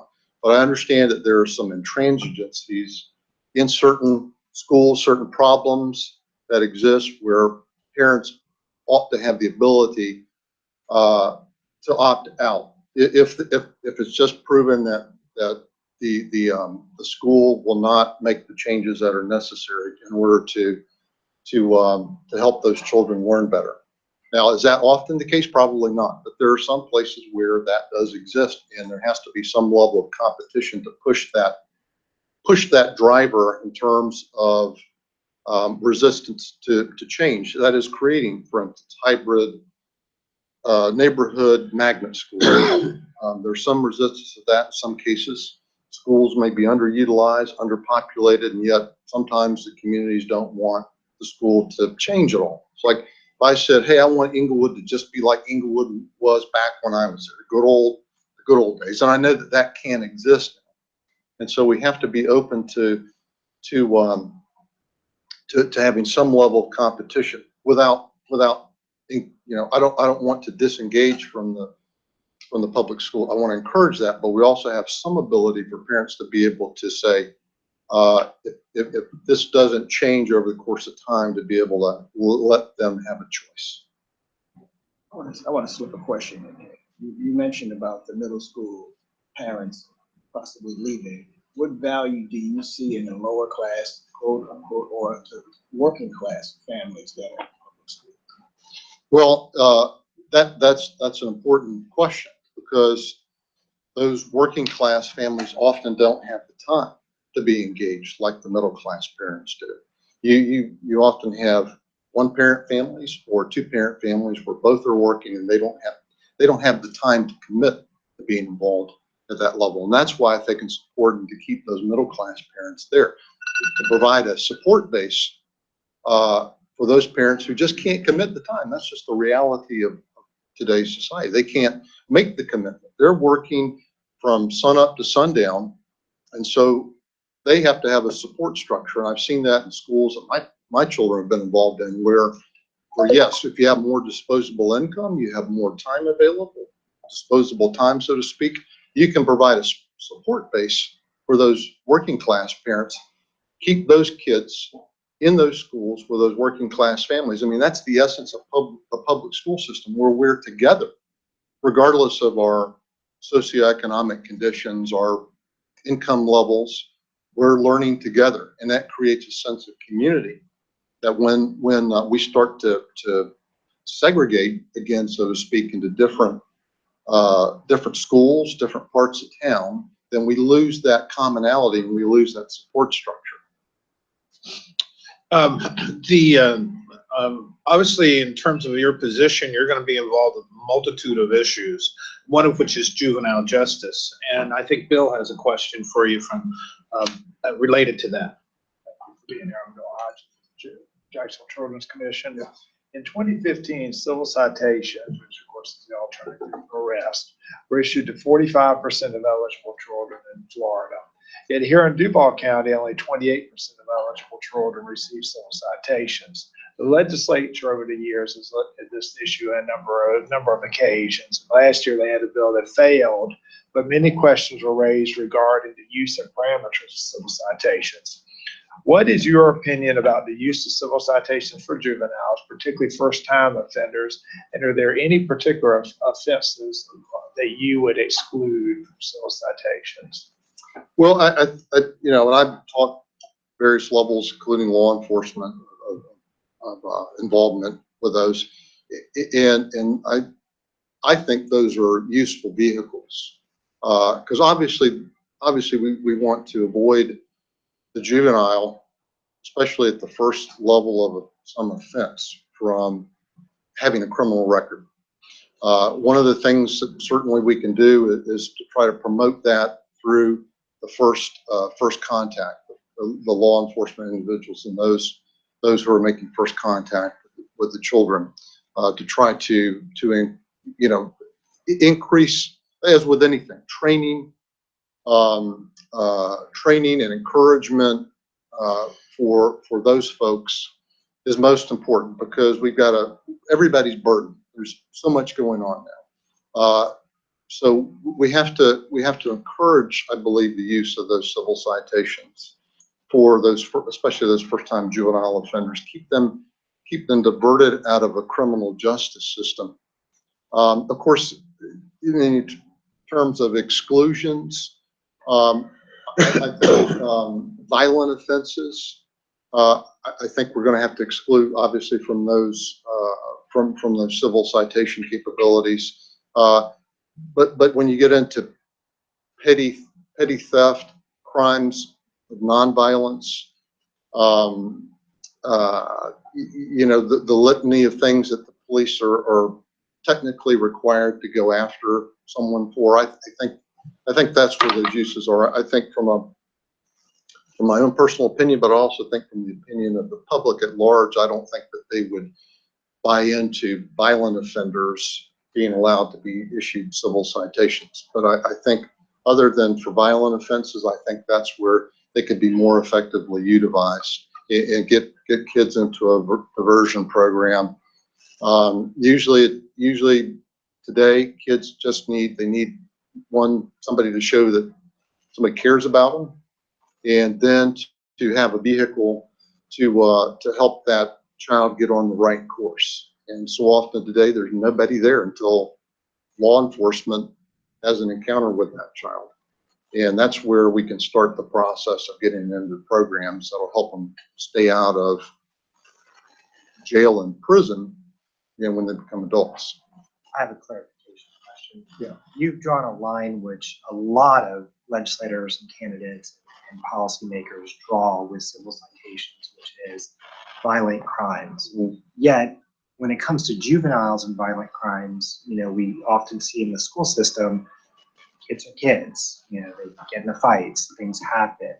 You know, do you feel like that clear line of violent versus nonviolent crimes should apply uniformly across the spectrum and include juvenile offenders that may or may not find themselves in an encounter in schools? Well, yeah, you know, I don't believe in a one-size-fits-all.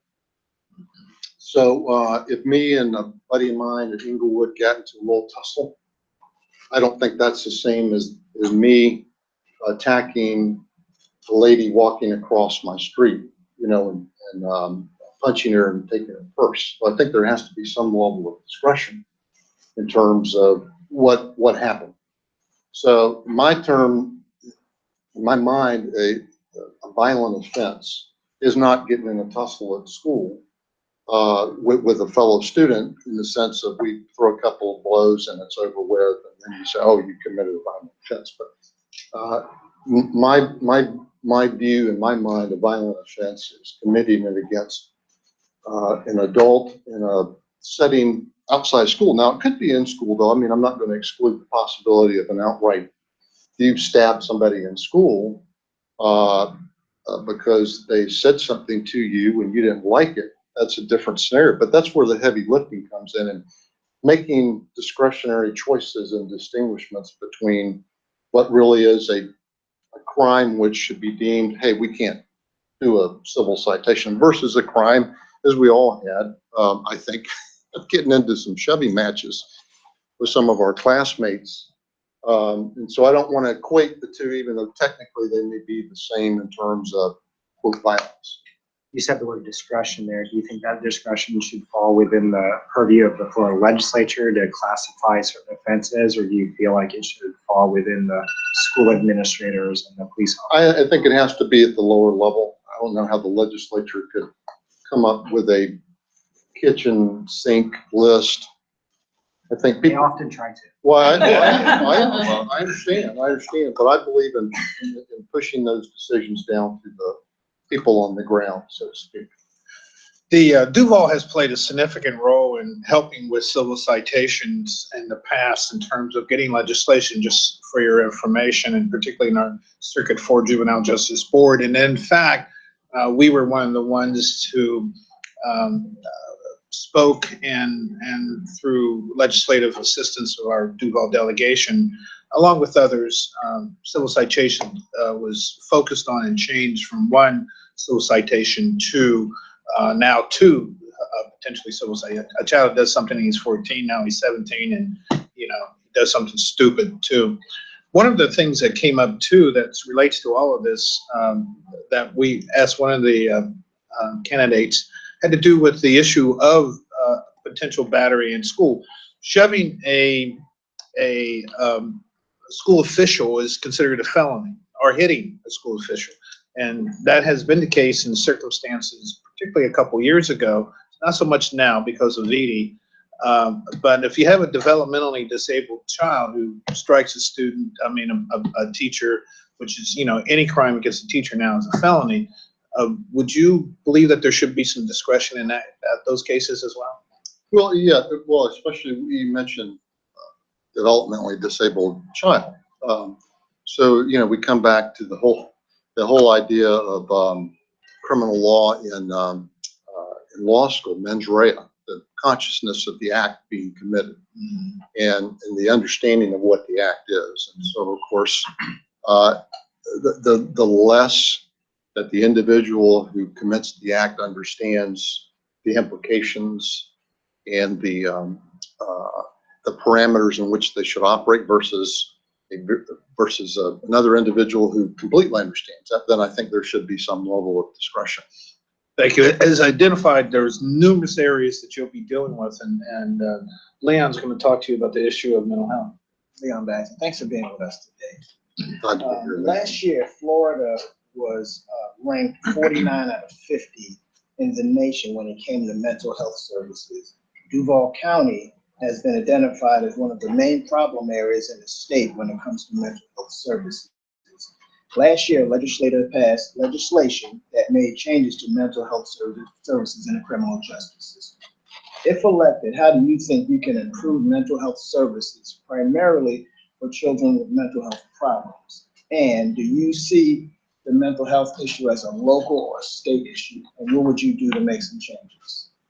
Well, certainly we've made some progress, on that level, and if we kind of look in the broad spectrum of how we used to deal with mental health at large, 120 years ago, it was all about institutionalizing anyone for any reason whatsoever and putting them into horrible conditions. And then we've ratcheted forward where we've allowed the criminal justice system to basically be the first level of mental health treatment. More than one person said that Duval County Jail is the largest mental health treatment facility in Jacksonville, unfortunately. We've made some headway there, but obviously a lot of these are individualized programs. I think across the state, it would, we could enhance the movability, the coordination, so to speak, between mental health services, especially at the juvenile level, in terms of having people be able to talk to each other when that is someone enters the system. We can do better in terms of coordinating those programs, but also making programs. We do a lot of pilot programs. We're doing pilot programs in different capacities, and to take the programs that are working best and to expand those with the idea, the goal of making those statewide eventually, and probably sooner the better in terms of what we're recognizing now. Fortunately, I think the spectrum, the pendulum, so to speak, has swung back, and we're recognizing the dire need for more mental health services and treatment programs, and that in the burden that not treating those mental health conditions in a non-incarceration, the burden financially on everybody, on the taxpayers. I think it costs $150 to $160 on average to incarcerate any person. And so anything which would get those individuals into treatment programs, but it does need, we do need to have more coordination, since if Duval County has a program and somebody moves to Clay or vice versa, we need to have the ability to keep that individual in a treatment program, keep continuity of the treatment program for that individual. So I think we've made some good progress in our awareness and in our specific programs, but we certainly can do more in that capacity. Thank you very much. One of the things that we've given each of our candidates an opportunity to do was to have some final words for the next minute, and if you have any questions that you may want to bring up about children's issues or anything else you want to add or ask, we're here for the next 1 minute and 17 seconds to do. Well, thank you very much. And of course, as with always, I, as an attorney, when clients leave my office, I say, if you have any more questions, and questions inevitably come up. So certainly thank you for being here as a resource, and I'm sure I will have more questions for everyone involved in this process. Ever since I was a young adult, I've been involved with children. I've served as a youth volunteer at church. I was an interim youth pastor for a period of time, involved with the Young Life Ministry, and then continued that on through my involvement with school advisory councils, and as well continue to be involved with youth. I was a mentor to may have heard Lost Boys of Sudan. Engaging with youth has been something I've done ever since I've been a young adult myself.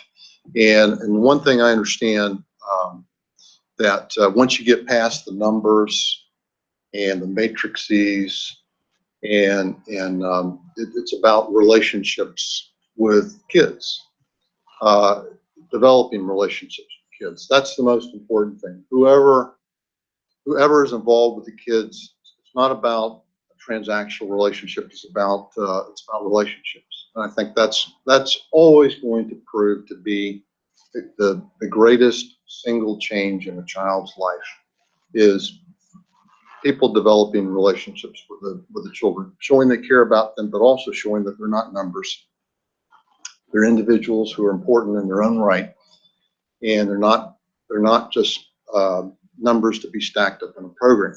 And I think the more we focus in on creating relationships, rather than a transactional perspective on any kid, I think the programs are going to produce better results. And so my experience in relation to that has been, when you spend time with a kid, you show that you care about them, that you're really concerned with them, and they see you doing things for them and showing up at places for them that they wouldn't expect you to. I think you see a kid smile on their face when they see you present at a place that you don't have to be for them. It makes a world of difference in a child's life. Oh, again, we thank you very much for your time. And as I indicated, the Kids Coalition can be a great resource. And either the United Way through Jason and or the JKC staff, or the Jesse Baldwin Pond can be an access to reach us. So thank you for your time. Well, thank you, and I hope those contact points can be sent to me in an email or cards or something you want. Okay, very good, very good. Thank you much. Appreciate it. Thank you. Thank y'all for having me. If you all could just, hang out Wait for a minute. Yep.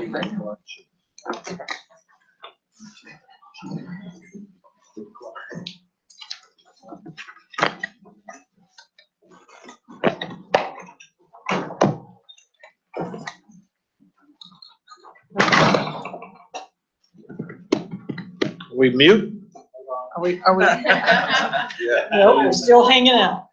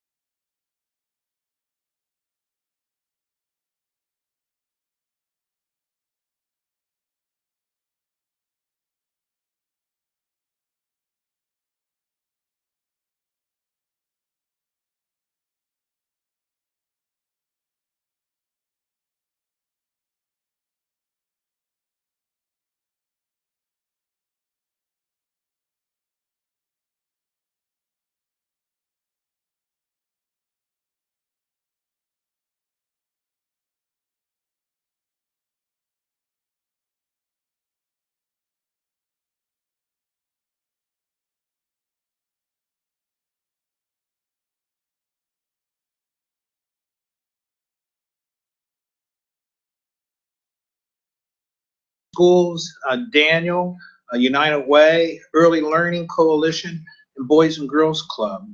And this is a group of individuals who are part of helping over 200,000 children in our community in a variety of different ways. And we certainly appreciate your time you're taking to come here and talk to us. No problem. My main job is to keep us on track and be the timekeeper. Okay. And so we'd like to begin by allowing you 2 minutes in which to kind of tell us who you are. Google Hangout. I'm sorry, my colleague here is reminding me again. I need to let you know it's a live recording, and it's on Google Hangout. Hangout. And We're hanging out. And we're hanging out. We're hanging out online. And there's also pictures on Facebook that we'll also be posting as well. And so again, Tracie, I thank you very much for your consideration for public service and for being here and give you 2 minutes to kind of tell us who you are. Okay, hopefully I look my best for that Google Hangout. Facebook pictures. I am Tracie Davis. I'm running for state representative for House District 13.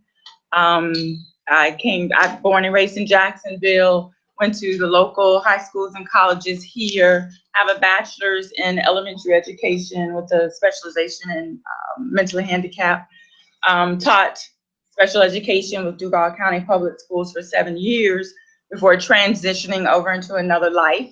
I went over to the supervisor of elections office and was there for the last 14 years. Promoted to deputy supervisor in 2011, ran for supervisor of elections last year, and we all know how that race ended. So I'm here in front of you, feeling like my community experiences and my professional experiences have led me to this point where I'm ready to be a strong voice and a strong leader here for the voters in House District 13. I feel a lot like those people living in House District 13 do, being a resident of that district. I believe in safe and secure communities. I believe in quality education for all children. And I definitely believe that community wealth can be built up through our small businesses. So I'm sitting in front of you as a candidate for state representative for House District 13, and that's what brought me here. Very good. Well, thank you very much. And there are a number of, obviously going to Tallahassee, there are a number of topics in which you'll be heavily involved with. And we have a list of questions that we wanted to discuss with you. And I'll start with Susan. Very nice to meet you, Ms. Davis. I'm Susan Main, and I'm the CEO of the Early Learning Coalition of Duval. The Florida's early learning system is comprised of over 5,000 for-profit, religious, and nonprofit childcare programs, along with public and private schools. They receive state and federal funding, and those funds are administered through 30 local early learning coalitions across the state, and so we're the Duval one. The state spends roughly $1 billion a year on 2 programs for the early learning system. One is the school readiness financial assistance for low-income families, working families, and the other one is the voluntary pre-K program, free for all 4-year-olds, VPK. I'm sure you've seen a jillion signs around town. So we are very involved in early learning in our community and feel very strongly about it. So we want to ask you, what is your stance on increases in funding for early learning, which we've not had significant increases, and also the need for increased program standards for the 5,000 providers that offer the program, those that take our state dollars and tax dollars for our low-income families. What is your stance on improving the standards for those providers? Okay, repeat the second part of it, not the first part, just the second part of it for me. How do you feel about increasing the standards, the quality standards for the providers who offer the program to our low-income and to our VPK children? I think the first part of your question was increasing the dollars.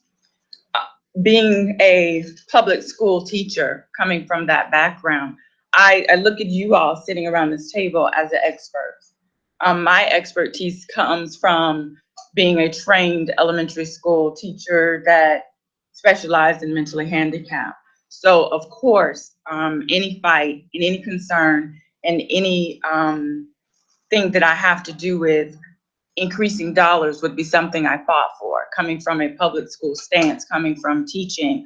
I was a part of some of those pre-K volunteer programs for former schools that I've been with. If I sat for a teacher or participated in that program to some extent, or had a teacher come into my classroom with some of those children, just partnering in some sense. So I saw that program at 2 schools that I was teaching at. So definitely would be a voice in Tallahassee to improve those dollars. As far as standards are concerned, I go back to you guys are the experts. So I would always come back to what my experts are telling me and informing me, what my experts are giving me feedback on, and what the need would be. So if it would be an improvement for standards that my experts are telling me, then I would consider that and make sure that that's what I'm fighting for, because you know the system better than I do. And most of all, it's having a quality education, having quality programs for our BPK programs, having the funding to make sure those programs are lasting and they have standards and they're good programs for our students in all of our schools. So again, my stance is quality education. And if increasing the funding and having the funding there for those programs and the standards that you're telling me they're not good enough, then we will fight for better standards.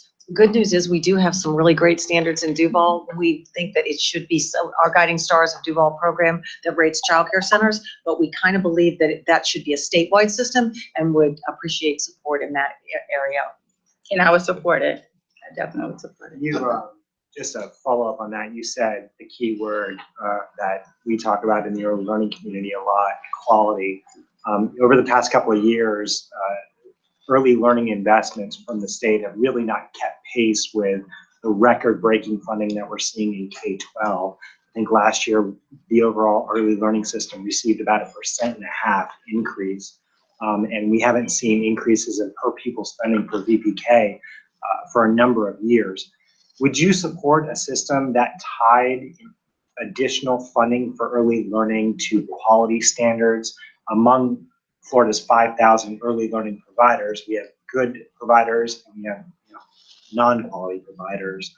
We'd like to make sure that the money is going towards the quality providers, but in doing so, we would have to have them participate in something like a quality grading improvement system like we have in JAX. Do you support tying dollars to quality standards in some form of incentive or bonus pay or teacher pay for higher certification? That's a tough one coming from the school system a little bit, because I've heard a little bit on both sides and talking to teachers. Some of them are not, I guess, happy with the fact that their pay, it would be tied to, I guess, the scores that a child receives or a score that the overall school receives, but I'm not so sure about that. So coming from, again, a teacher's background, I don't have a problem not supporting that, because I felt like as a special education teacher, I did everything according to the curriculum, according to what was laid out for my students. And so I was proud of what I was doing, and my students were progressing. So I feel like if a teacher is doing the necessities, if they're following the core curriculum, if they're following what they need to do, it shouldn't be such a fear to have those dollars tied to incentives. So I think I would support that. Yeah. That goes right along with some questions that I think Steve's going to ask. Oh, I'll start and then she's. I apologize, Deidre. So as a teacher, former teacher, I'm sure you're well aware that public education is a key issue in every legislative session, and whether it be funding or accountability, a variety of different policy issues that seem to come up every year. And I'm wondering if you could tell us a little bit about your priorities for K-12 education in the upcoming legislative session, and then more broadly, what you think some of the key issues facing public schools are. Okay. Again, I think I would take to Tallahassee what you guys are telling me. I can't say, being away from the school system, probably about 20 years now, that I have a list of what I want to tackle with the K-12 education. So that's what I would kind of depend on the feedback from my experts. What do you see as important for me to take to Tallahassee and tackle when I get there? Your issues would always be my issues. I think the second part of that was, what do you think are some of the biggest issues facing public schools today? The biggest issue, I have a 24-year-old college age student. Yes, she's 24, and yes, she's still in college. I know, I'm a parent. Safety on our college campuses. I know my stance would be quality education for all of our students. Inclusion is another one, just because of my background in special education. But my first two definitely would be safety in our schools and definitely inclusion throughout. Some teachers see that a little differently, but I'm one of those teachers that feel like all children should be included in some form or fashion. And you need specific for special education students. Let's follow up. Tracie, thank you for being with us. Thank you, Steve. CEO for Communities and Schools, Steve Gilbert. And your expertise is in teaching, public school. Thank you for doing that special education. Have you thought about running for school board, and how did you make the decision to run for the state legislature? I did think about school board. I was approached about school board. And I thought about it. I did, having that experience coming from the school system. I felt that the school board, with your school board candidates and your school board representatives that you have now, you have a good look. You know, none of us get along all the time. Okay, let's put that on the table. But I think you have a good look. I think you have a good board. I think the candidates that are out there, you have a great selection for great school board. The reason I kind of went the way I did is because we have some situations with our representatives that we need to kind of restore the trust in communities overall. And so I looked at coming from having this school background, having election background, that trust and accountability and transparency was a huge issue for our community right now. So that kind of swayed me to go to the state rep, House District 13, being a resident of that area. Thanks for that question. One of the other issues related that came up that maybe you might speak to is your opinions about school choice. Thought I could get out of the room. And just to put this out there, Thank you. there are a number of different sides among the Jacksonville Kids Coalition members about school choice. Some are proponents of more school choice, proponents of charters, some aren't. So just to, try to. No, it's not one. Try to get rid of the elephant. If I say one way, it's Just try to get rid of the elephant. There are a number of different sides. This is more just to inform us what you think of it. I see both sides of the argument, but I have to stay on this side of it, and I just personally feel like public school, is the way to go. I think if we had, because I was a public school teacher, that's where my heart is. I think if we had more funding in our public schools, we can do a better job.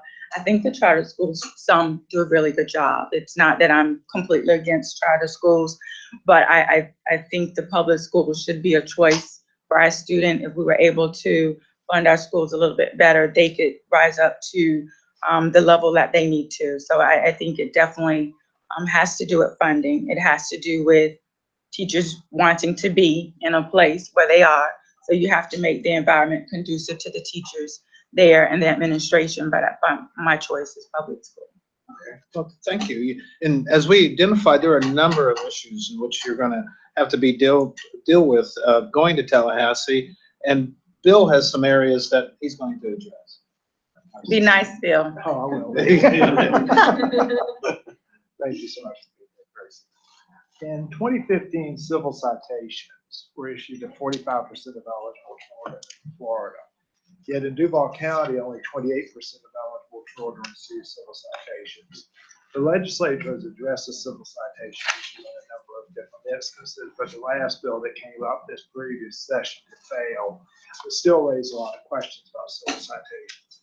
What is your opinion about the use of civil citations for juveniles, particularly first-time offenders? And are there any particular offenses that these kids might commit that you would exclude from civil citations?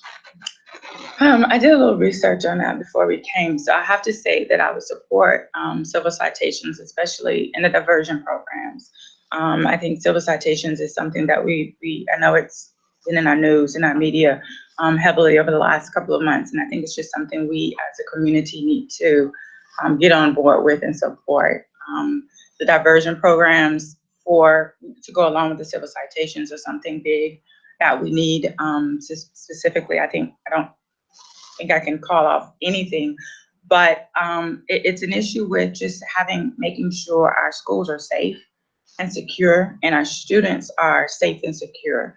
But our students are safe and secure when it comes to each other, as well as the environment that could come inside of the school. So I also think, to go along with that, if there's just a piece I'll interject, that there's training to go along with all of this too. Our world is changing in a sense of teachers and administration need to be able to handle certain situations with not readily calling 911 or police, just kind of handle some of the situations on the campus. Easier said than done, I know, easier said than done. Have had my own personal experience in the classroom, something thrown at me, being called an ugly name, but it's a way we're trained. It's a way when you're dealing with mental health, when you're dealing with mental disabilities, when you're dealing with mental deficits, it's a way to handle every situation. So I'm in support of civil citations and diversion programs. Adam's going to address some areas in mental health. All right. It's a tough one, Adam. Yeah, well, you have experience, there, so it should be easy for you. So my question again deals with mental health. Florida last year was ranked 49th out of 50th in the nation when it came to mental health services. And Duval County was identified as one of the target and troubled areas when it came to providing mental health services to its citizens. So my question also, last year during the last legislative session, there was a number of bills filed and a couple passed. One primarily that made some changes to mental health services in the criminal justice system. So my question is, based on your experience, what changes would you like to see made to our mental health system in Florida? And when it comes to mental health services and programs and funding those programs, do you think that's the responsibility of local governments for funding them or state government for funding those services? I'll do the reverse back. The funding part, I think it's a responsibility of both. I actually think it's a responsibility of local government being supported by the state level when it comes to funding of those programs. Again, going back to what I know best, and I think you handle your mental health situations overall on a case-by-case basis, but I think it's a lack of training that can be instilled, and it's a case-by-case basis. Again, being a teacher, you're kind of in a special education arena, you're trained to handle certain things, and I think that should be across the board. If it's a police, whether we're talking police, JSO, whether we're talking mental health facilitators, whether we're talking the community. There's an education piece that goes along with this too. But again, handling the situation on a case-by-case basis, but the funding should be both state and local. Thank you again. And one of the reasons that the Kids Coalition put on this forum is to be able to be a resource to candidates and elected officials, as you've identified many times. I think that, Jason, did you have another point? Or you were just saying? Signaling across the Oh, okay. But this is a good time to say, the organizations that are represented across the table are organizations that have a great breadth and depth of knowledge dealing with our children and the issues that they face in our community. And so we would just like to, express that. Feel free to use us as a resource either now, after the election, if you take office. We want to make sure that you know that we're here and that we're on the side of kids and we're willing to be a resource and offer whatever expertise or knowledge or insight or resources that we can bear to offer in support of our region's children. And we wanted to give you a final minute, a minute and a half with the time that we have remaining of any additional things you may want to say, comment, questions. This is your time. One of the things that we have asked every candidate, he forgot, that's okay, is to maybe in your last minute and a half to distinguish yourself from the other candidates that you're running against. if there's a way, if there's something you want to say about distinguishing yourself. It's on. Yes. First of all, thank you. I can look around the table and I see some familiar faces, but I can tell this is a room of a wealth of knowledge. So thank you for inviting me and thank you for giving all the candidates this opportunity. I guess my one question would be to you all is once, taking office, and I will, how do you get in contact with this group as it is? Is there a website that you go to just get all of this information, to reach out to get in contact with all of your groups, or it's something that's sent to the candidate or the elected official after that point? Good question. And we'll have a follow-up email with some key contacts and some JKC members. Okay. Just to close out, again, thank you, everyone. I am Tracie Davis, running for state representative. This was an exciting meeting. I've been to a lot of meetings and interviews, but this one is one I was actually looking forward to. I was kind of worked up yesterday about the TU interview, and we'll see how that happens. But this one I look forward to, just because my background for 7 years was special education with the school system, and I feel like I was able to talk a little bit. So if nothing else distinguishes me from the rest of the candidates in House District 13, number one, I'm the only female, and number two, I am the only teacher in the group. So hopefully that sets me apart from the other candidates, as well as not just being a teacher, but I was a special education teacher, and had always heard it takes a special person to do that. And I never thought so. I never thought that it took a special person. It just took a person willing to deal with disabilities and mental deficits with students. And I think if we all had the time to just deal with those students, we would know that they're no different than any other student. So with that, again, I'm a resident of the district and just willing to be a strong voice and a strong leader for our kids in Tallahassee. Thank you very much. Thank you. Thank you. Thank you. See, I was excited about this one. Do I? Yeah, okay. Yeah, and if you give a master copy to Jason, he sees to it that everybody will get one. Thank you all. Thank you. Roy is with Bloom's campaign. Yeah, I just didn't know. Roy, how are you, sir? Well, he's Good. Yeah. Hi, Roy. How are you? I transitioned from Charles's office to the children's commission. We're working with Bill over there. I was wondering if you were with the candidates that were coming in. I think I took the mic's still set. That's about it. Well, we'll get together. I want to learn more about what you're doing. Have you got a good one there?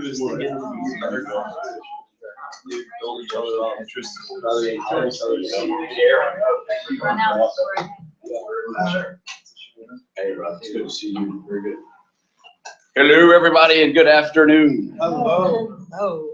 Thank you for giving up your time. I know, hey, Susie May. I didn't tell me there were celebrities here. I know everybody starts sounding the same after it's a long, and You don't ever sound the same.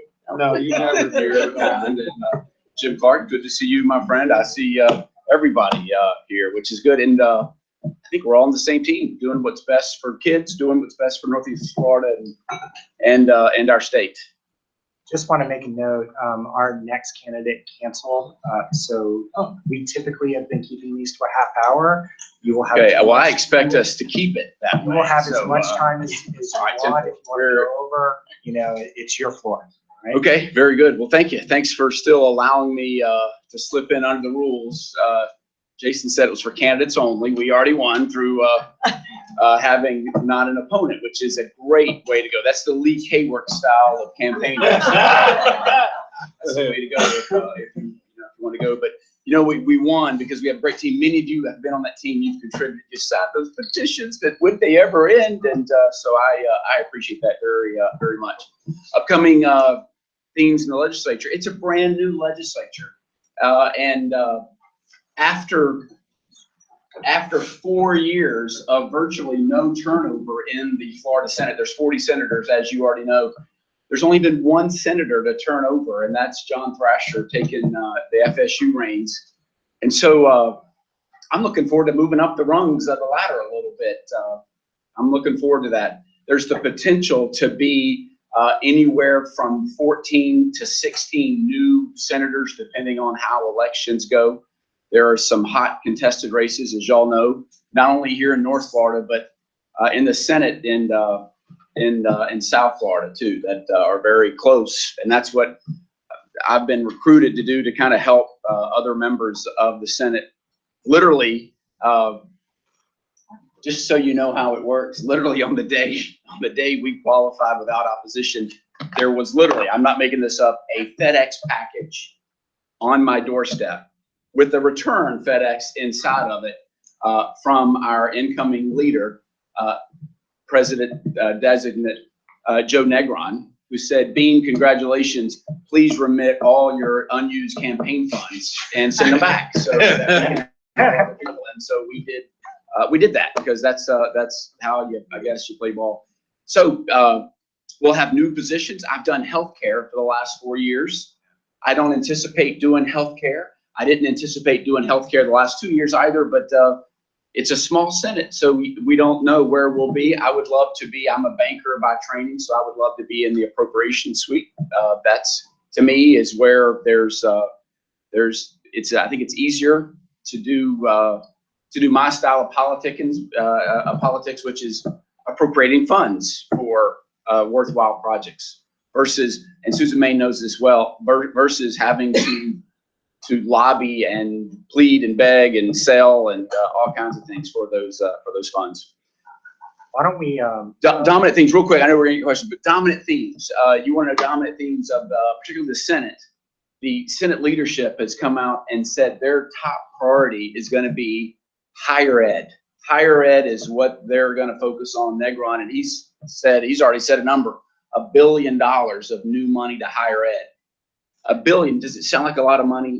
It does sound like a lot of money, and it is a lot of money, particularly money, and we have a $83 billion budget, but we only have so much of what's called unencumbered general revenue, and there's a limited number of those $1 billion, roughly 33 to 35 that can be assigned, and so that's a big number, and that's something we'll have to deal with. He did a tour. I joined him on part of that tour of touring universities.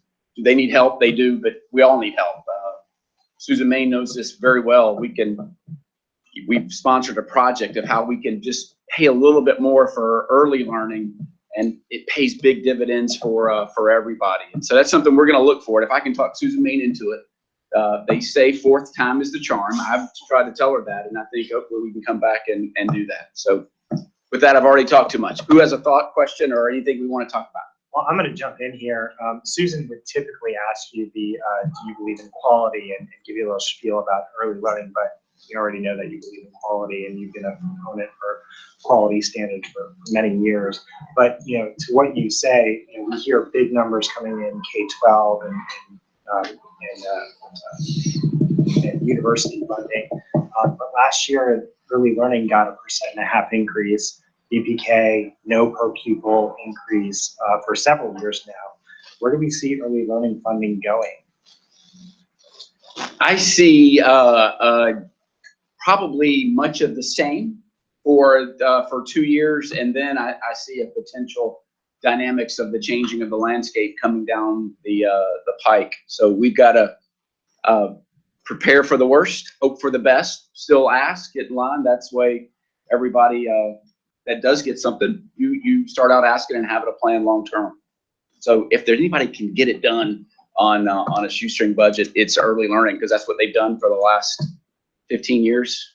That's the way we've done it, and which is a shame, but I know it's not only funding, but it's also greater flexibility in the funding that you do receive. And we can't lock everybody in on the hours and everything else. There's, I think too, some things that we could probably look at doing.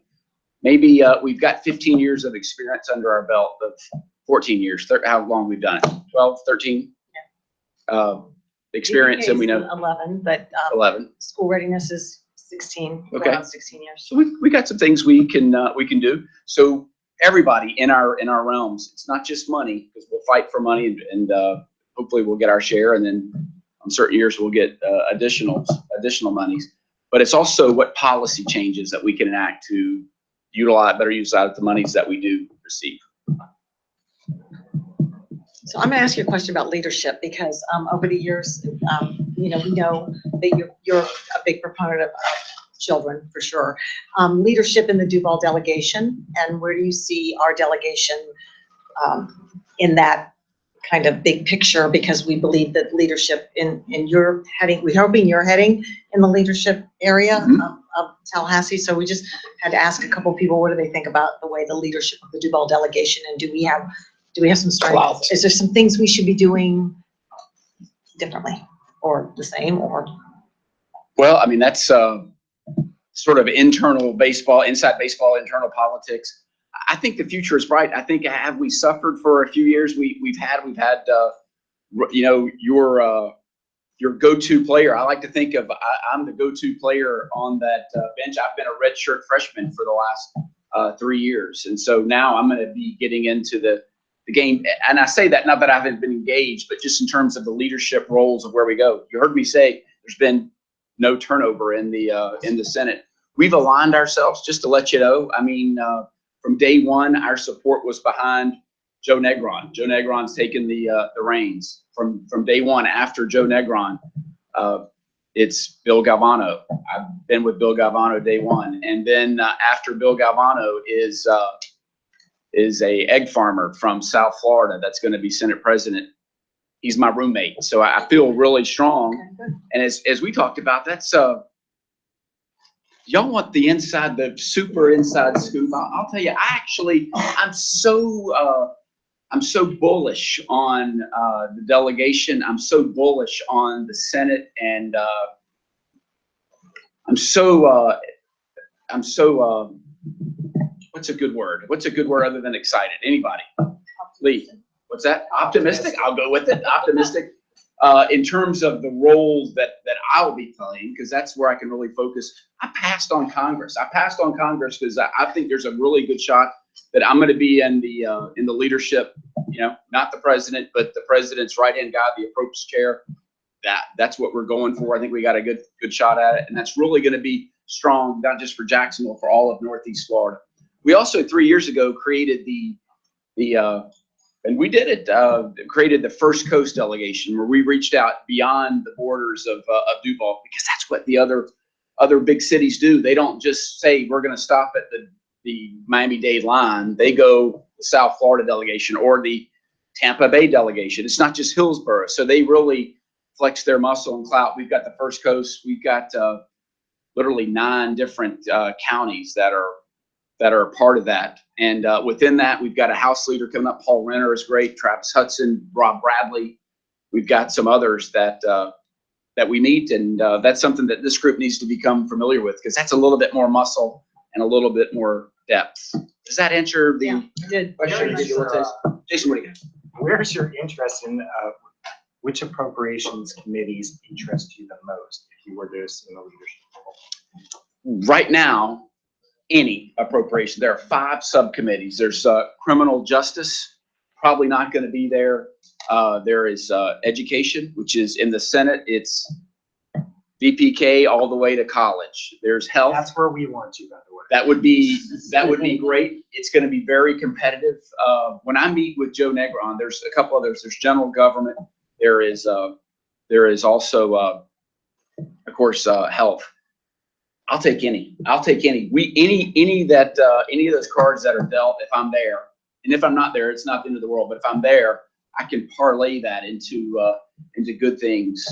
Literally, though, for any of you, and there's a handful of you at this table that we worked on projects together, we're we're with you. I mean, you would think, okay, Bean's on the inside, but we had to knock on doors and lobby and do all kinds of things, as I've already mentioned. So any of those will be good. The process is Joe Negron is going to meet after the election, meet with every senator and kind of get their assessment of what they can do, what talents that they can offer him and the Senate in general. I've got banking experience. I've got healthcare experience. But I'm a versatile and flexible guy. So whatever we can do. And if we're there, then we're all there. How can we help? Or what should we do? You're doing it right now. You're giving up a day. You're giving up a day. There's 30 things you could be doing right now, but you gave up a day to get involved and sift through these candidates and try to pick the ones that you think that can, don't look for ones that agree with you all the time. Look for ones that are accessible. Look for ones that will take your call. Look for ones that will come to your meeting so you can lobby them and sell them on different ideas. I think that's really important. Some are close. I know there's a couple of House races that could go anyway. Maybe you know more than I do. I just know that they're real close. That District 11, that's Jack's Beaches, Nassau County, is toss up right now. So tell me, keep inviting me to events and keep at it. Keep doing what you're doing. Keep doing those morning talk radio shows that I listen to early in the morning that you think nobody's listening, and Bean's out there listening to you. So, you get up that early on Sunday. That's exactly right. How about that? Senator, Deirdre Connor from the Public Education Fund. Thanks for being here. And I think I speak for everybody in saying we appreciate you coming to talk to us, even though you don't really need to.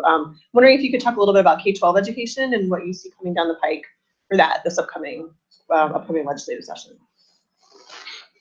I think there's a potential to have a record increase as it was last year. A record will increase over what we did last year.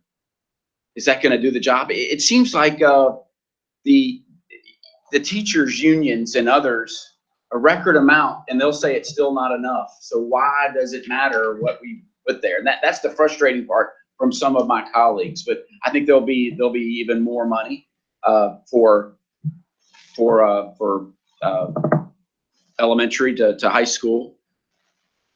Again, flexibility is important, but I don't know. But money is going to be, will be there. Money will be there. What are you looking forward to seeing? What are you looking for? I think everybody's always wondering about the funding thing, but I think that, there's been a lot of changes with the accountability system, whether people would want to go back and look at that, whether there's any interest in some of the flexibility, like you talked about, some of the school districts talk about a lot. Right. There's a couple proposals. One is the Common Core initiative. Florida's made changes to it. Florida still gets beat up on it by many in the community that see it as a dangerous threat. I think there'll be a movement, and you'll see it as action being taken. That there'll be something to in a fashion that continues the high standards, but severs ties with the federal government in terms of reporting and whatnot. I think that passes this year. I think other initiatives, though, that when I talk to teachers, please don't change. This is what they say. Please don't change the standards anymore. We've had 4 standard changes in the last 5 years every time we do it. So hopefully we'll minimize that, keep the high standards. I mean, the Common Core standards or the Florida standards, as we've changed them to, are high and are challenging, but we'll see that hopefully severed with the, and I think I'd vote for it. We just got to put that behind us. It's such a distraction, I believe, going forward. And it is a huge, we hear from teachers all the time, like, just keep what we have now, and some stability would be appreciated. Right. There's also going to be an initiative too and it may start out as a pilot program. Typically, we gauge a student's success by how many years they've spent in the public school system. Is that a right way to do things? Is that a right way to measure? Or should we? What if we just said, okay, if you're a second grader, but you're reading on a 5th grade level, why should you stay in 2nd grade? Or is there a way to bring a higher standard curriculum if you're ahead, or if you're in third grade and you're not on level yet, or something that we could direct other resources to you. That third grade reading level is so important. We want to make that happen. I think you're going to see a movement on that. There was a little bit of play. It didn't get much play last year, but there's been a total turnover for 4 years. John Legg, who's a senator from Tampa, has managed that committee, and many of those bills I just talked about were not even heard, not even on the table going forward. We've got a couple of bills that I'll tell you about if y'all want me to tell you about. Y'all want to talk about some bills? Would you vote for them? Sure. Okay. Half kids, you talk about kids having recreational opportunities. Half of our playgrounds in the state, as well as recreational fields, are locked up. They're behind gates and locks. They're where we played when we grew up. It's the schools. The schools lock them up, and they're scared to death because of liability and whatnot. We've got a bill that we're going to be working with the American Heart Association to ease those liability restrictions. It's still going to be up to individual school boards, but there's going to be a way that they can unlock them, particularly to groups that will come in and accept responsibility. Maybe you need a play field for your kids or something, but you'd be able to enter into an agreement with that school board and to extend, as long as there's supervision. This is the way we put our foot in the water. I'd love to just tear them all down to begin with, but that's the way we're going to start, and that's the way we're working with the trial bar on trying to come up with some way to move that forward. We're also, Lee Kayworth can tell you about the road to the keys to independence, which is foster care kids, allowing them to drive and paying that family a little bit extra to have a kid that can drive in foster care. It's a great thing.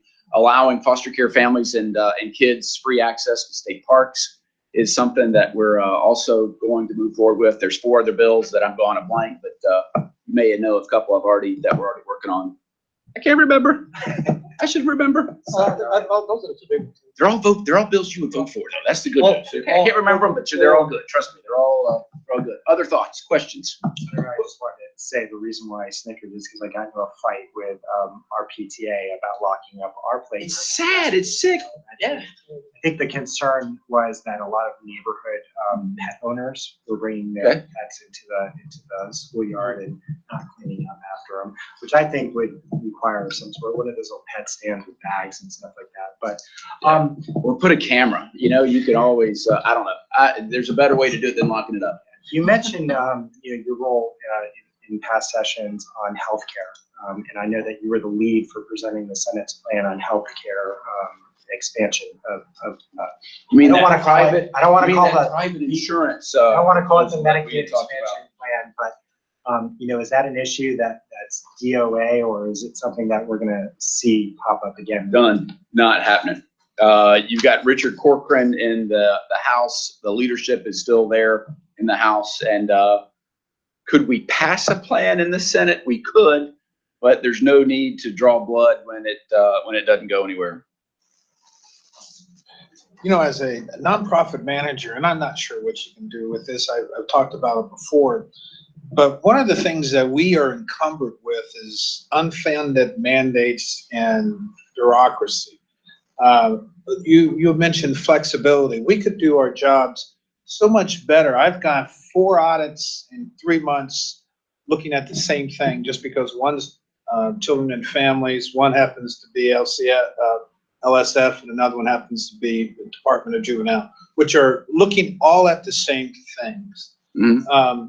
The bureaucracy for us to continue to show our accountability sometimes just gets ridiculous. We had an argument last week because we have a minor contract of $150,000, and they wanted us to send 4 people to go up to Tallahassee to talk about something that is really a 2 cent change. And it's like, no, we're not going to do that. Fortunately, we can do it on a conference call, but that had to take 3 layers of other supervisors before they said, okay, no, they're not coming up, so we'll do it on a conference call. Is there anything you can do to help us with that? What we would need is something specific. What can we do in a way to sell it if we have to sell it to other people? How would we do that, and how would we give assurance to the taxpayers that you're spending money correctly? But it seems to me if you had 1 certified audit, there you go. There you go. You want it? Here it is. Boom. But for for everyone that's in there, for every little line in the Florida statutes, it's there for a reason, because some horrible people did bad things or abused the system, and that was the states saying, okay, we'll step up. But the pendulum of sanity in the example you just described is pretty wacky. Well, the other perfect example to me is like the department, HRS said, okay, we're going to privatize. We're going to give the money back to the local people. But the requirements have upped, the auditing has upped. Yeah. The unfunded accounts, I mean, I argue with him, with Lee, more often, why in the hell we have to do this? This is not what it said that we were going to do. And suddenly now we have to do this. I'm with you. My wife and I helped start a foundation that Deirdre knows about. It's the Nassau Education Foundation. We accepted a matching grant from the state of Florida that's $26,000. So 26, that we had to put 26 up. The state puts up 26. And by doing so, 2 of our grants were audited, and they want us a full type of audit of these grants that costs it costs almost $14,000 to audit. And now we're even thinking, and by the way, we have a CPA keeps our books, and we already have, but they wanted something else. So we're thinking about how can we, again, have a balance of making sure taxpayer money is spent accordingly, but also insanity, just the line of reason. Does it make sense when there's already sufficient safeguards? You have thoughts? Put it on a cocktail napkin and give it to me, and let's see, we can decipher it, and then how can we do it? How can we go forward? How can we, in other situations, we've given flexibility to that any other company or agency that is ranked or graded that has a high grade gets a little extra flexibility. And perhaps if that's the case, that you've shown that you can do certain things, then you've earned that flexibility, whatnot. We just presented River Garden Nursing Home a Gold Seal standard, and that's shown that they've certified to do extra for seniors. And they also get a little extra flexibility with the Department of Elder Affairs in terms of their watching over what they do. So there's a potential federal bomb that's going to be dropped on the child welfare system within a year if the bill passes in December, where Florida has been, as you well know, been operating under a 4E waiver for 7 years now, which has really given us the flexibility to put a lot of upfront services in place, which has significantly allowed us to reduce the number of children in the out-of-home care model, which has saved the state and all of us a lot of money. That's going to go away. It not only saves money, but that's child welfare, it's just much better. And that waiver is going to go away. And the feds are passing a new law that's going to really put us back, in my opinion, 10 years. We just need to know that the government, state of Florida, has been relatively quiet about this whole issue, which I find interesting at best. We need to know that at some point in time, we get government engaged in what's going on at the federal level, because it really, it got delayed only because the state of California and the state of New York wrote a letter saying, hey, because it was almost on consent, passed the House already, on a consent with the Senate. We slowed it down. My fear is a lame duck session will be passed, and no one can tell us what it means other than they say, yeah, we know Florida will probably be hurt by this. That's the only thing you get out of it. I mean, that's something, that's a Rubio job. And yeah, we've met, and we've got, he actually helped slow it down a bit for us, but still, the issue is, if something occurs, I think no matter what, it's telling us the waiver is going to go away. So Florida's going to be affected. It's going to affect the general revenue stream at some point in time because of the braiding of the funds. So, somewhere, we need to start educating Tallahassee as to what's going on with this particular issue, where Jim is going to be wishing he only had regulatory issues. Yeah. How much money are we talking? I mean, it says 80% of the funding for child welfare comes from the feds. Okay. Will it be in a different form? Is that what the feds are saying? Say again? Be in a fixed form without the flexibility. So you'll be back to how many beds you're serving. So the incentive will be to keep kids in care as opposed to not, which is really contrary to everything we've gotten to. And you may know this, but probably Lee in our district is really well known for keeping kids out of the systems because of all the upfront things that he has put the money towards. And those counties and those districts in our state that have had the most problems, didn't have that foresight to put the money up front. Similar to what you were talking about with early coalition. Yeah. You're gonna pay here, it's gonna save you in the long run. Talk about the prevention money and different things of that nature. So, Just something to be cognizant of. we'll figure out a plan. It just hurts that they would even do that. So, sounds like they're gonna do it though. Who knows? Yeah. And I've been, you get lone voices, It's Gotcha. very difficult when the state's not really, the state should be the voice, not an individual. No, I just want to put this out Gotcha. there before we wrap up. I know you got a hard stop. But I just want to, you know this, but I want to say it just for the benefit of everybody. The members and organizations that are represented around this table are bona fide partners in your representation in Tallahassee.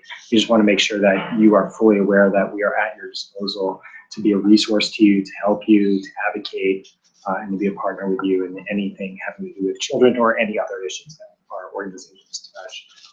I just personally have to say, for the benefit of the table, there are a few advocates in Tallahassee that are more accessible than the senator, and in our office many times. I know you work closely with Susan, so thank you for your continued service. Very much. Very good, Jason. Thank you very much. Thank you all. Is it okay to applaud for him?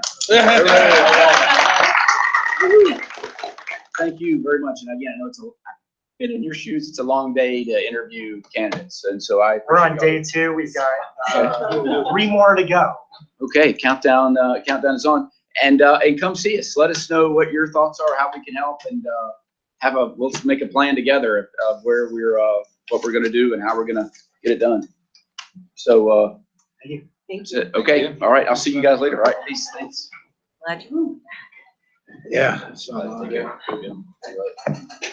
Get that powered up. Okay, very good. Now listen, You did that hard out pretty good, right on. last year to do your power preview, so which was good. So, but love that, and we've had some success with the community. And you're getting a check from State Farm on Saturday. Oh yeah.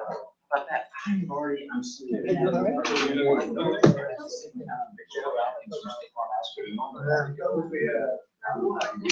Check for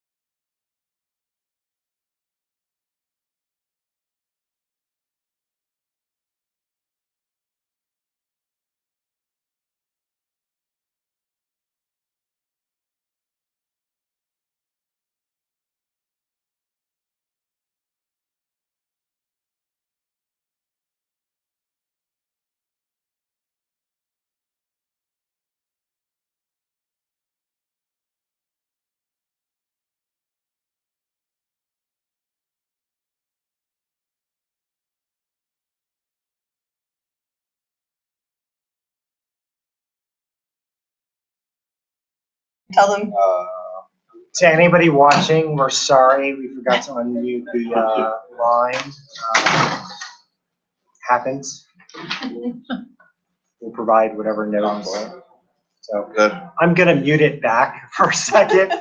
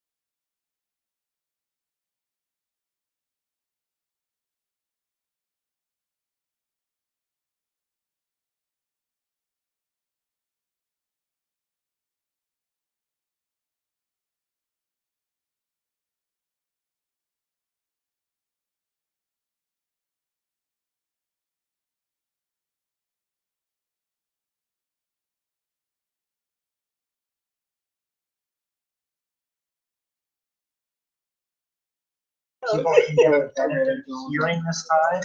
Oh, jeez. Hey, George. So he's next on our agenda. I think he's Dan next. George. He's next. Yeah. Oh, yeah. former House member, now running for District 12. District 12. I never leave home without it. Isn't that terrible? No, I have it in my car. I just don't want to walk over He was on street walk. You're running for the same seat you didn't win.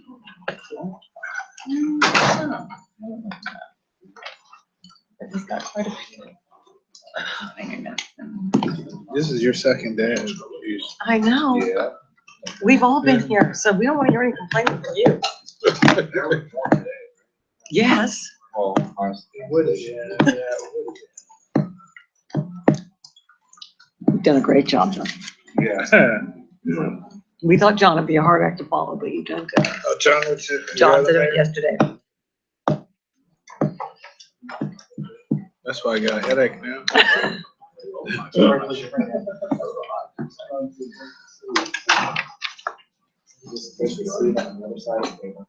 See again, I've never seen this much grass other than St. Louis Junkyard. Hi, how you doing? Doing great. How about yourself?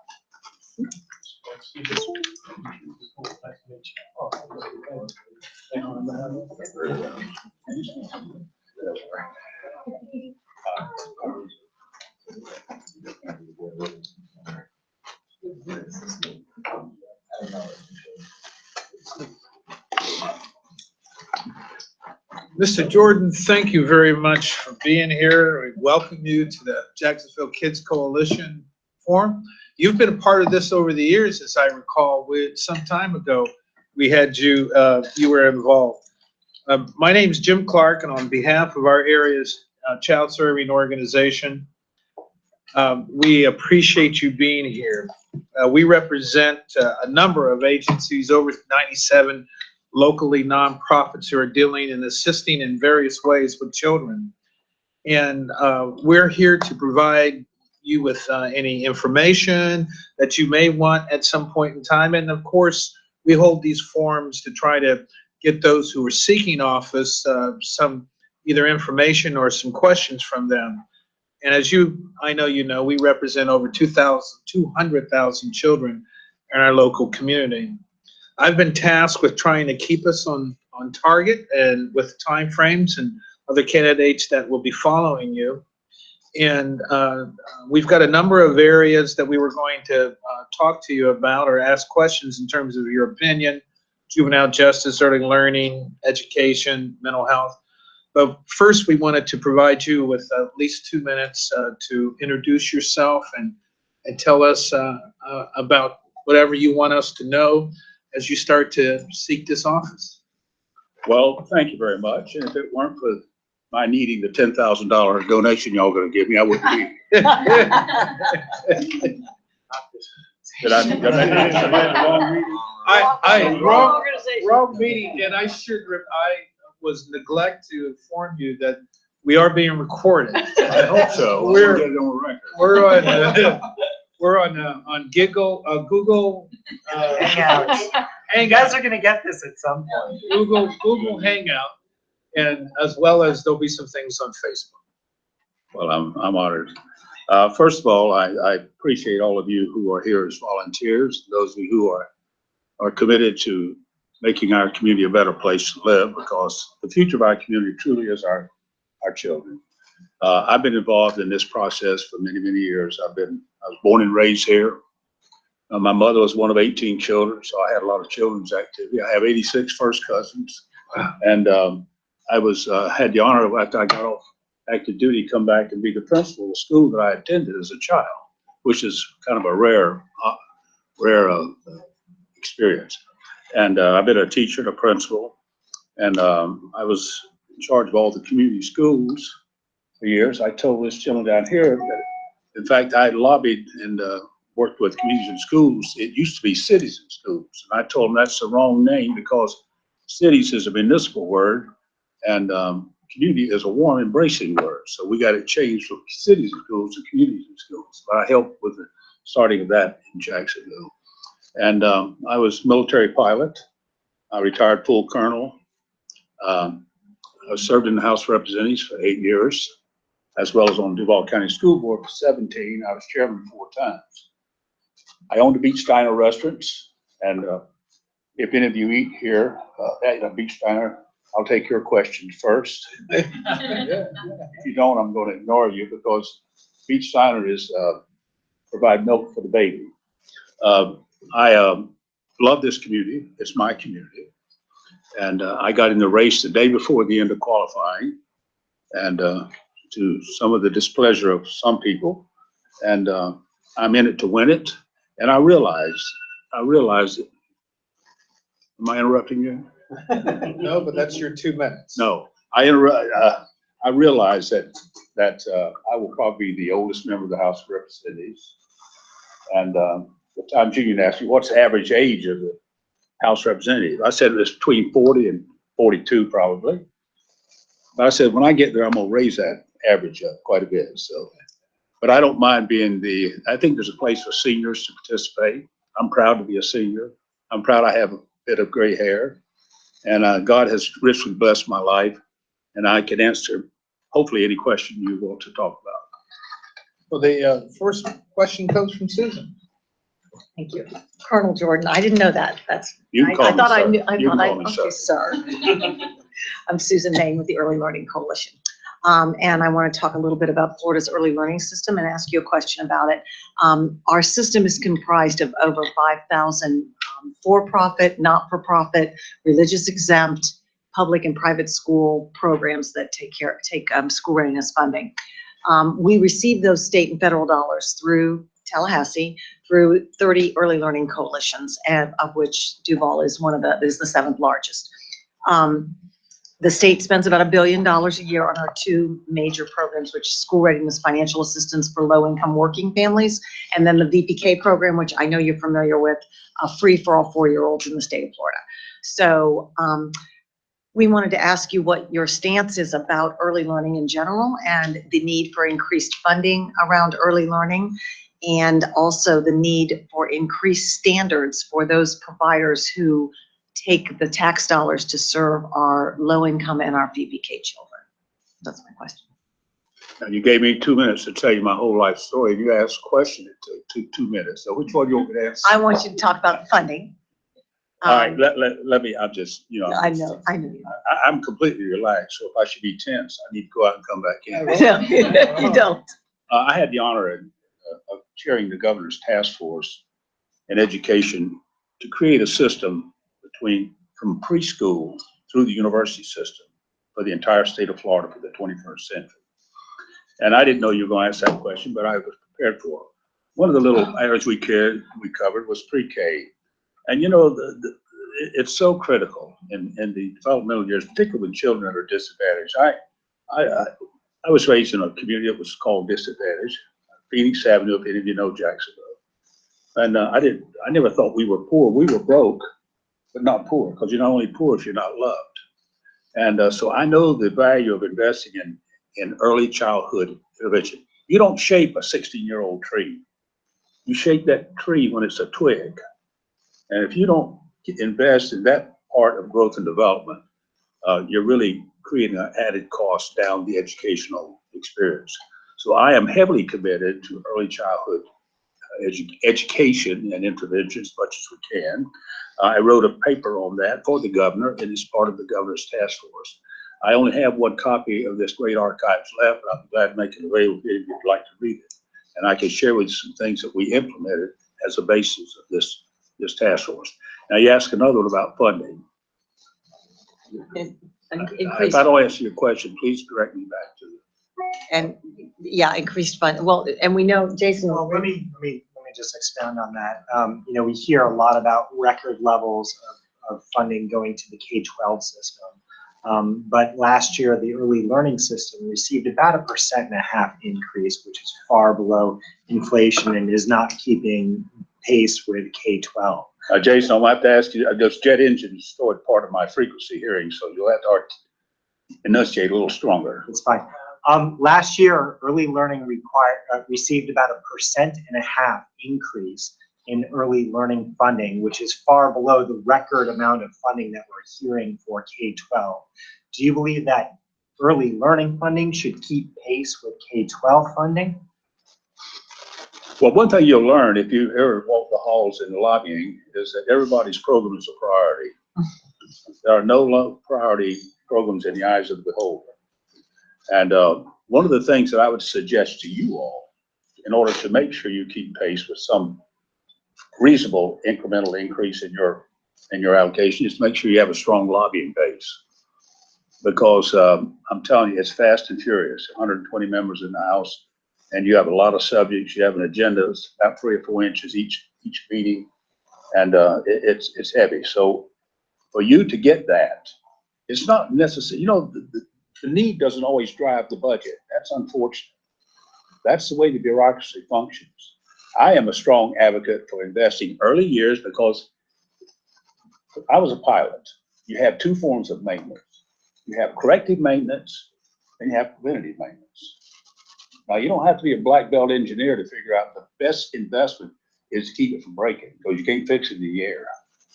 And that's what we're finding out today. We're having to, because of the failure in the early formative years, we're finding we're having to spend all kinds of money in incarceration, all these other things on children when the twig is too big to shake. So I think the investment in early childhood education is one of the best investments that the state could make, and have a good program of early child, not just putting money in it, but money that goes to the right place and getting good results. There have been a couple of proposals in the past couple of years that have tied funding, increasing funding to early learning through quality incentive programs for the providers that provide higher quality early learning opportunities. They could receive incentive payment, bonus payment, tying it to the actual quality of the center. However, we don't have a statewide quality rating and improvement system like we do here in Duval that's run by Susan and the LCD. Would you support the creation of a statewide quality rating and improvement system so we know where our tax dollars are going and making sure that we're investing in the best quality early learning system that we can get? Are you telling me that there is no yardstick by which we measure early childhood effectiveness? Susan is the expert here, but but we have one here. We have one here and locally. All the local coalitions can do what but we have been pushing the state for a statewide system that really ties the funding to the quality of the child care center. So if you're a 5-star center, well, the coalition runs it's a bigger deal. Conversation. Really get, There's national standards. I don't know how much time we have, but if you get into defining quality, that's going to be another challenge. Well, we have a statewide collaborative that have come together and talked about the different elements that do move children to better outcomes and better school readiness. So we do know what the research is, and I think we do have a good plan in place. We just need the support of the legislators. Let us try it. Let us pilot it. Give us a chance to see how it works in the state of Florida with rural. We've already got one in Duval. We use the same standards. We go out into the rural communities. We do another big community. Let us pilot it and see how it works. Now, have you tried, see, pilot is a very interesting word. Have you tried to pilot? We've had it in pilot form for 3 years. It's been vetoed by the governor each time. You've had legislature supports a pilot approach? Yes. And the governor vetoed it? That's correct. That's the way government works. I know. Well, but I'll go to Beach Diner. I love it. I'm really feeling pretty good. So will Jason and I. If you can support our pilot, we're good to go. And I'll run for governor. Well, that kind of, in terms of the education component, brings us to Deidre. Yes, I'm Deirdre Connor with the Jacksonville Public Education Fund, and it's obviously no surprise to you that public education is such a big issue in the legislature every year. And we were just wondering if you could tell us a little bit about what your priorities would be for K-12 education in the upcoming session, and then more broadly, what you think some of the biggest issues facing our public schools are today. Is your definition of public education, your K through 12 public education? K through 12 public education. You don't care about the others, or you're not addressing the others? Just if those are interests of yours, absolutely address them. Well, even when I was chairman of the school board, I have always supported to have an educated society. It doesn't matter to me. I have never been threatened by charter schools or private schools or homeschool, because I am of the opinion that no one can compete with a properly run public school. Now, you notice my disclaimer word there, is properly run. And unfortunately, all of them are not properly run, unfortunately. I believe that we should have an educated society, because when we hire people, I have 150 employees. When we hire somebody, I don't really focus on whether they went to a private school or homeschool or charter school or what. I want to know, can they work that computer at the cash register? Do they have good work skills? That's what I'm interested in. And I think that, obviously, you know, I'm a great public school advocate. I mean, I chaired the governor's task force on education, but we covered all facets of education. But I think education has got to make some major changes. And if you'd like to get into that, I can certainly take you down that road. I mean, the way we use our schools is ridiculous. If I ran my restaurant like America runs its schools, French toast would cost you $25 because we use our schools so very little. They're only used 9% of the year. Take 365 days, 24 hours a day. It's a very small percentage of utilization. And you remember the old comic strip character Pogo?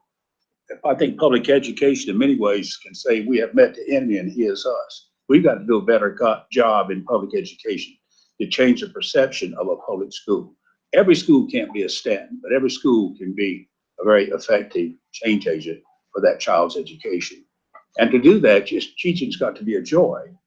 I have a daughter who's 27-year teaching already, and she struggles every year trying to maintain that missionary zeal of teaching, which is a lot of people when they're teaching, not for the money. You don't go in for the money. You go in because you want to make a difference in somebody's life. And when we take that away through all of this cumbersome reporting and testing, and they call it accountability, but it's gotten to the point where that's all they're doing, and you can't teach children. I mean, there's an old adage, when the student's ready to learn, a teacher will appear. And sometimes things happen in the classroom that you need to address, but you got to be on page 62, paragraph 6 on the standards. And I have real concerns from a philosophical standpoint that standards are now dictating public education to the extent, under the umbrella of accountability, that we're going to lose a lot of teaching opportunity. There's so much, and test scores not everything. You can't hire. Look what we've done to technical skills. It's almost a scar tissue now if you want to be a plumber. And that's a very wonderful craft. Electrician and auto mechanics. It takes a black belt engineer today to repair some small thing on an automobile. But we've made that almost like it's those who can go to school and those who can't go to the technical schools. And we're paying for that in business, I can tell you. You talk to any business person and they'll tell you they can't, good qualified people. We have your child for 13 years. We ought to be able to make a difference when they leave us. Mr. Jordan, and 30 seconds left for this topic. You mentioned the 9%. What would you do to make it use that other percentage part? Well, we don't use our schools efficiently. I'm a strong advocate. You know, one of the great things, I can tell you this from being a pilot, if I go 90 days without flying, you lose some of your proficiency, cutting edge. Look what we do with children. Just look at the test scores.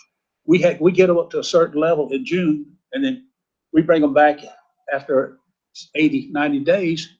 And teacher, every year the teacher says, God, did you teacher last year teach them anything? Because we lose the initiative of the learning curve. It's amazing how we don't maintain continuity of education, because we let our children out today. In the 1890s, 98% of America's population lived on the farm, and 2% lived in the city. Today, it's just the reverse. But we still let our children out first week in June to harvest crops. I want you to think of that. Now, here we are in the 21st century, and we're still harvesting crops. How many kids go out and work on the farm? The reason the calendar we have today is like it is to allow cheap labor in the field. kids go out and help harvest crops. And we can't get our mindset beyond the fact that we've got these wonderful we built for Atlantic Coast High School. It cost us $75 million. And we have, and also remember this, every all over America, the municipal responsibility covers the libraries. Can you tell me any institution in the community that's more compatible with education than the public library? This used to be a public library. And yet we build our public libraries just far enough away from school that we can't cooperate. That's not efficient. And we close our school libraries at 3:30. When I was a principal, when I got there, the librarian says, well, we got to shut the library down. It was 3 weeks before we were in the school. I said, for what? She says, well, I have to inventory the books. I said, my dear, listen, these children, this is the only thing in their life that gives them hope and promise. We're not going to close this library, but I have to inventory it. I said, no, you keep it open to the last day. If you're missing any books, I'll pay for them. Because we made those libraries available for those children right up to the last day of school. That's the bureaucratic thinking of education today. We have met the enemy, and he is us. Thank you. We know you'll be dealing with many topics, one of which is juvenile justice, and Bill's going to talk to you about that. Bill Hodge, Judicial Children's Commission. Nice to see you, Representative. Before we get into that, I'll just mention we agree with you 100% about the lack of continuity over the summer. And just this summer, thanks to the folks in this room, City Council, and the school board, we were able to staff 106 summer camps throughout our community. It's not the full answer because it's 4 or 5 weeks, 5, 6, 7 weeks, depending on the camp, but it's certainly better than the alternative of kids not receiving any instruction and academic and enrichment and fun too. We try, if they're not fun, the kids aren't going to go to the camps. But you've been a longtime supporter of those. We appreciate it very much. We would appreciate your thoughts about juvenile justice, specifically civil citations. Duval County, in the state of Florida in 2015, 45% of eligible children in Florida received a civil citation, and Duval County was only 28%. And we would just be curious, what is your opinion about the use of civil citation for juveniles, particularly first-time offenders? And are there particular offenses, and again, this certainly go back to your experience as an educator, are there particular offenses that you would exclude from the civil citation eligibility? You know, I've never seen a student that couldn't be reached if you can find out what their hot button is. I brought a snake in the classroom. Of course, you can imagine what that created. But I want to tell you something. I had those kids' attention. I coordinated through a military to bring a helicopter to school one day and landed on school grounds. Now, I could teach aerodynamics. I had all kinds of opportunity, how an airpole operates. I've never seen a child that couldn't be reached. I have to take you back to the bending of the twig. We start by getting this strong preschool experience, an effective preschool experience. But the great educator society is not the institution called a school. It's the environment in which the child lives. Until you address that environment from where all these children are coming from, you're never going to catch up. The juvenile will continue to escalate. And I just refuse to believe that we can't do a better job of reaching some of these kids. There are children that didn't even go to school last year. We can't even contact. There's no parent. 42% of the children in my school had different names than their parents. 46% had never been over the Matthews Bridge. I mean, there's a lot of children, their whole world is right there, be it the poverty pocket or what it is. I think that's great. What percentage of the student body did you serve with your summer program? We have, it's a small percentage relative, about 500 to 7,000 kids. We would certainly like to serve a lot higher percentage, but we're pleased with the students that we're able to serve. Well, you know, we're trying to correct. Let me go back to my preventative and corrective maintenance. You're asking me about corrective maintenance. A lot of yours and I'm trying to move into preventative maintenance. I don't know how many of you were raised in the streets like I was, but athletics kept me kept me on the main street. And I had to go to church, out of church, in order to play on their ball team. I was never a member of that church, but I was on their first string team. But these are the kind of thing, and let me share one other thing. You can have all the money for juvenile justice, all the institutions, all the school programs you want to, but there are three basic institutions of society. There's the home, the school, and the church. It's like a three-legged stool. If either of those legs have eroded at the base, that stool will not support anything. And look what's happened. Our school is left today to be the catch-all. The school is it's not an island, it's part of the mainland. But the mainland is coming disintegrated. Look at the homes today. Try to call somebody's home if you need them to talk to the parent. Ask any principal that you know, how effective can you get in touch with the parent? The church, one of the greatest in the school, in the community where I was principal, I had about 14 churches within 15 to 20 blocks. And I mobilized that resource at no cost to us to help us with children, be it church league softball or whatever it may be. We're not doing that today. We keep we got this myth of separation of church and state, and there was never any such thing as church and state in the Constitution of the United States, ever. And I reached out and I embrace those people. There's a lot of people who wants to help, but it's going to take leadership from a lot of you in order to embrace these three basic institutions. And then there's another fourth institution in the basic, and that's the business community and the other things that exist. But my dear Mr. Hodges, until we get a preventative program, you'll never have enough resources to deal with the corrective. One of the areas, of course, that's important for our community is mental health. And I think much of what you're talking about deals with some of that, and Adam's going to address the issue of mental health. Am I going to be analyzed? You won't be analyzed. Mr. Jordan, so last year, Florida was ranked 49th out of 50th in the nation when it came to mental health services. Oh, we moved up. Duval County was spotted as one of the problem areas when it came to mental health services for citizens. And last year, there was a number of bills that went through the legislative process dealing with mental health. One of the largest ones that passed and was signed into law by Governor Scott dealt with reforming mental health in the criminal justice system. So my question is, if elected again, whoa, again, no, when elected? If I'm elected? Did you say if I'm elected? Again. No, again, our assumption is you have been elected many When I'm times. elected, that's what you meant. We'll go with when you are elected. I am your guest. Oh, you are. When you are elected, what kind of changes would you like to, I guess, propose to fix some of these problems in the mental health system? And secondly, when it comes to mental health services and funding those services, is that the responsibility of local government to fund them or state government? I'm surprised at Angie Vickers. Any of you know Angie Vickers? No. She is a gladiator of the biggest proportion on mental health. She will beat you to death in the halls of the legislature to support mental. You all know her, Angie Vickers? Vickers? Not Angie Vickers. Angie Vickers?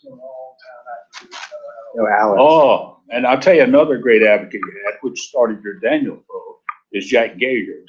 Yeah. Jack Gaillard is just a giant when it comes to this. And JJ was great. He and Jack worked together.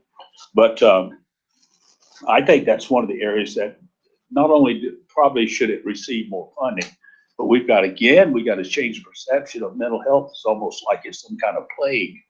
And we have so many mental health issues, many different types. And we got to move the caste system away from getting help. Getting mental health assistance and what have you is it almost puts a tattoo on your forehead that I'm sick or something, and that's not right. It's not fair.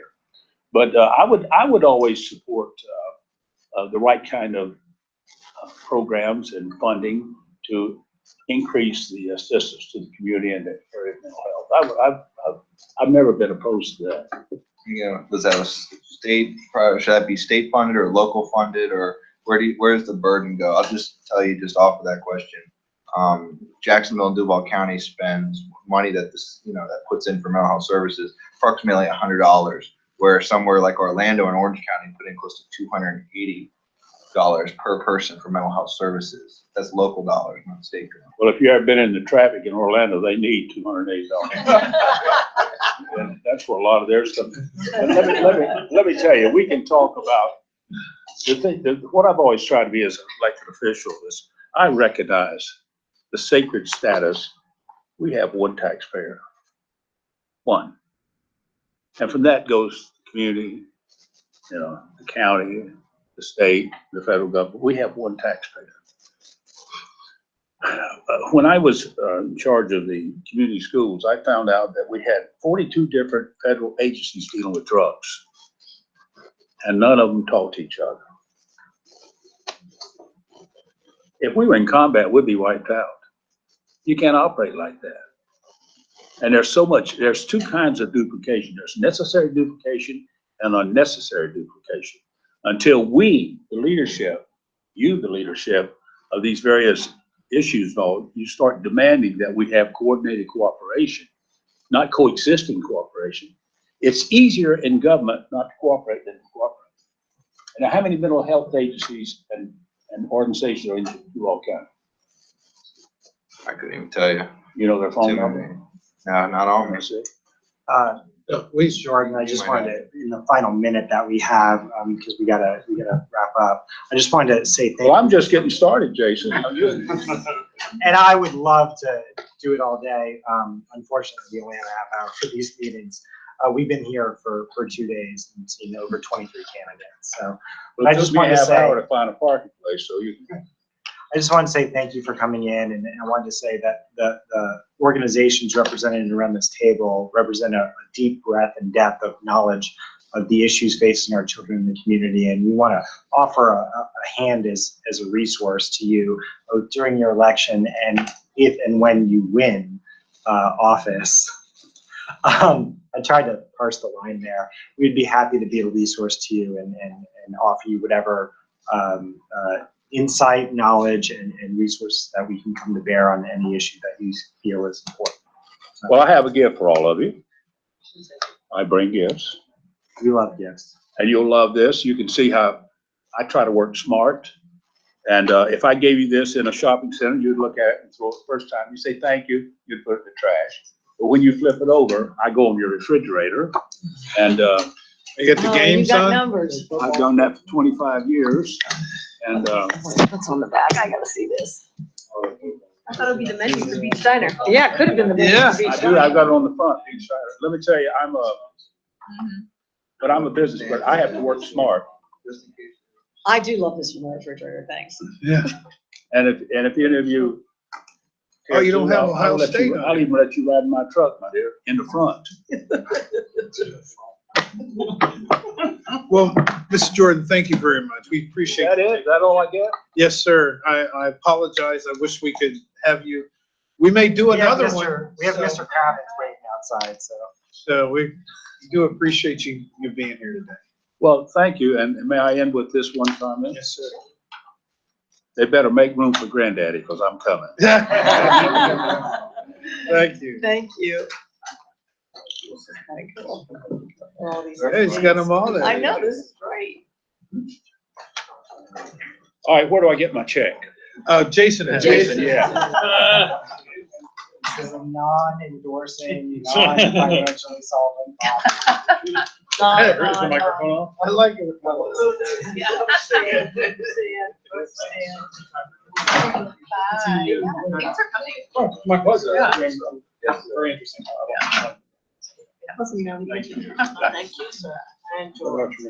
Thank you for staying awake. 47-year-old truck. Good, how are you? You weren't right in front of 47. I like it.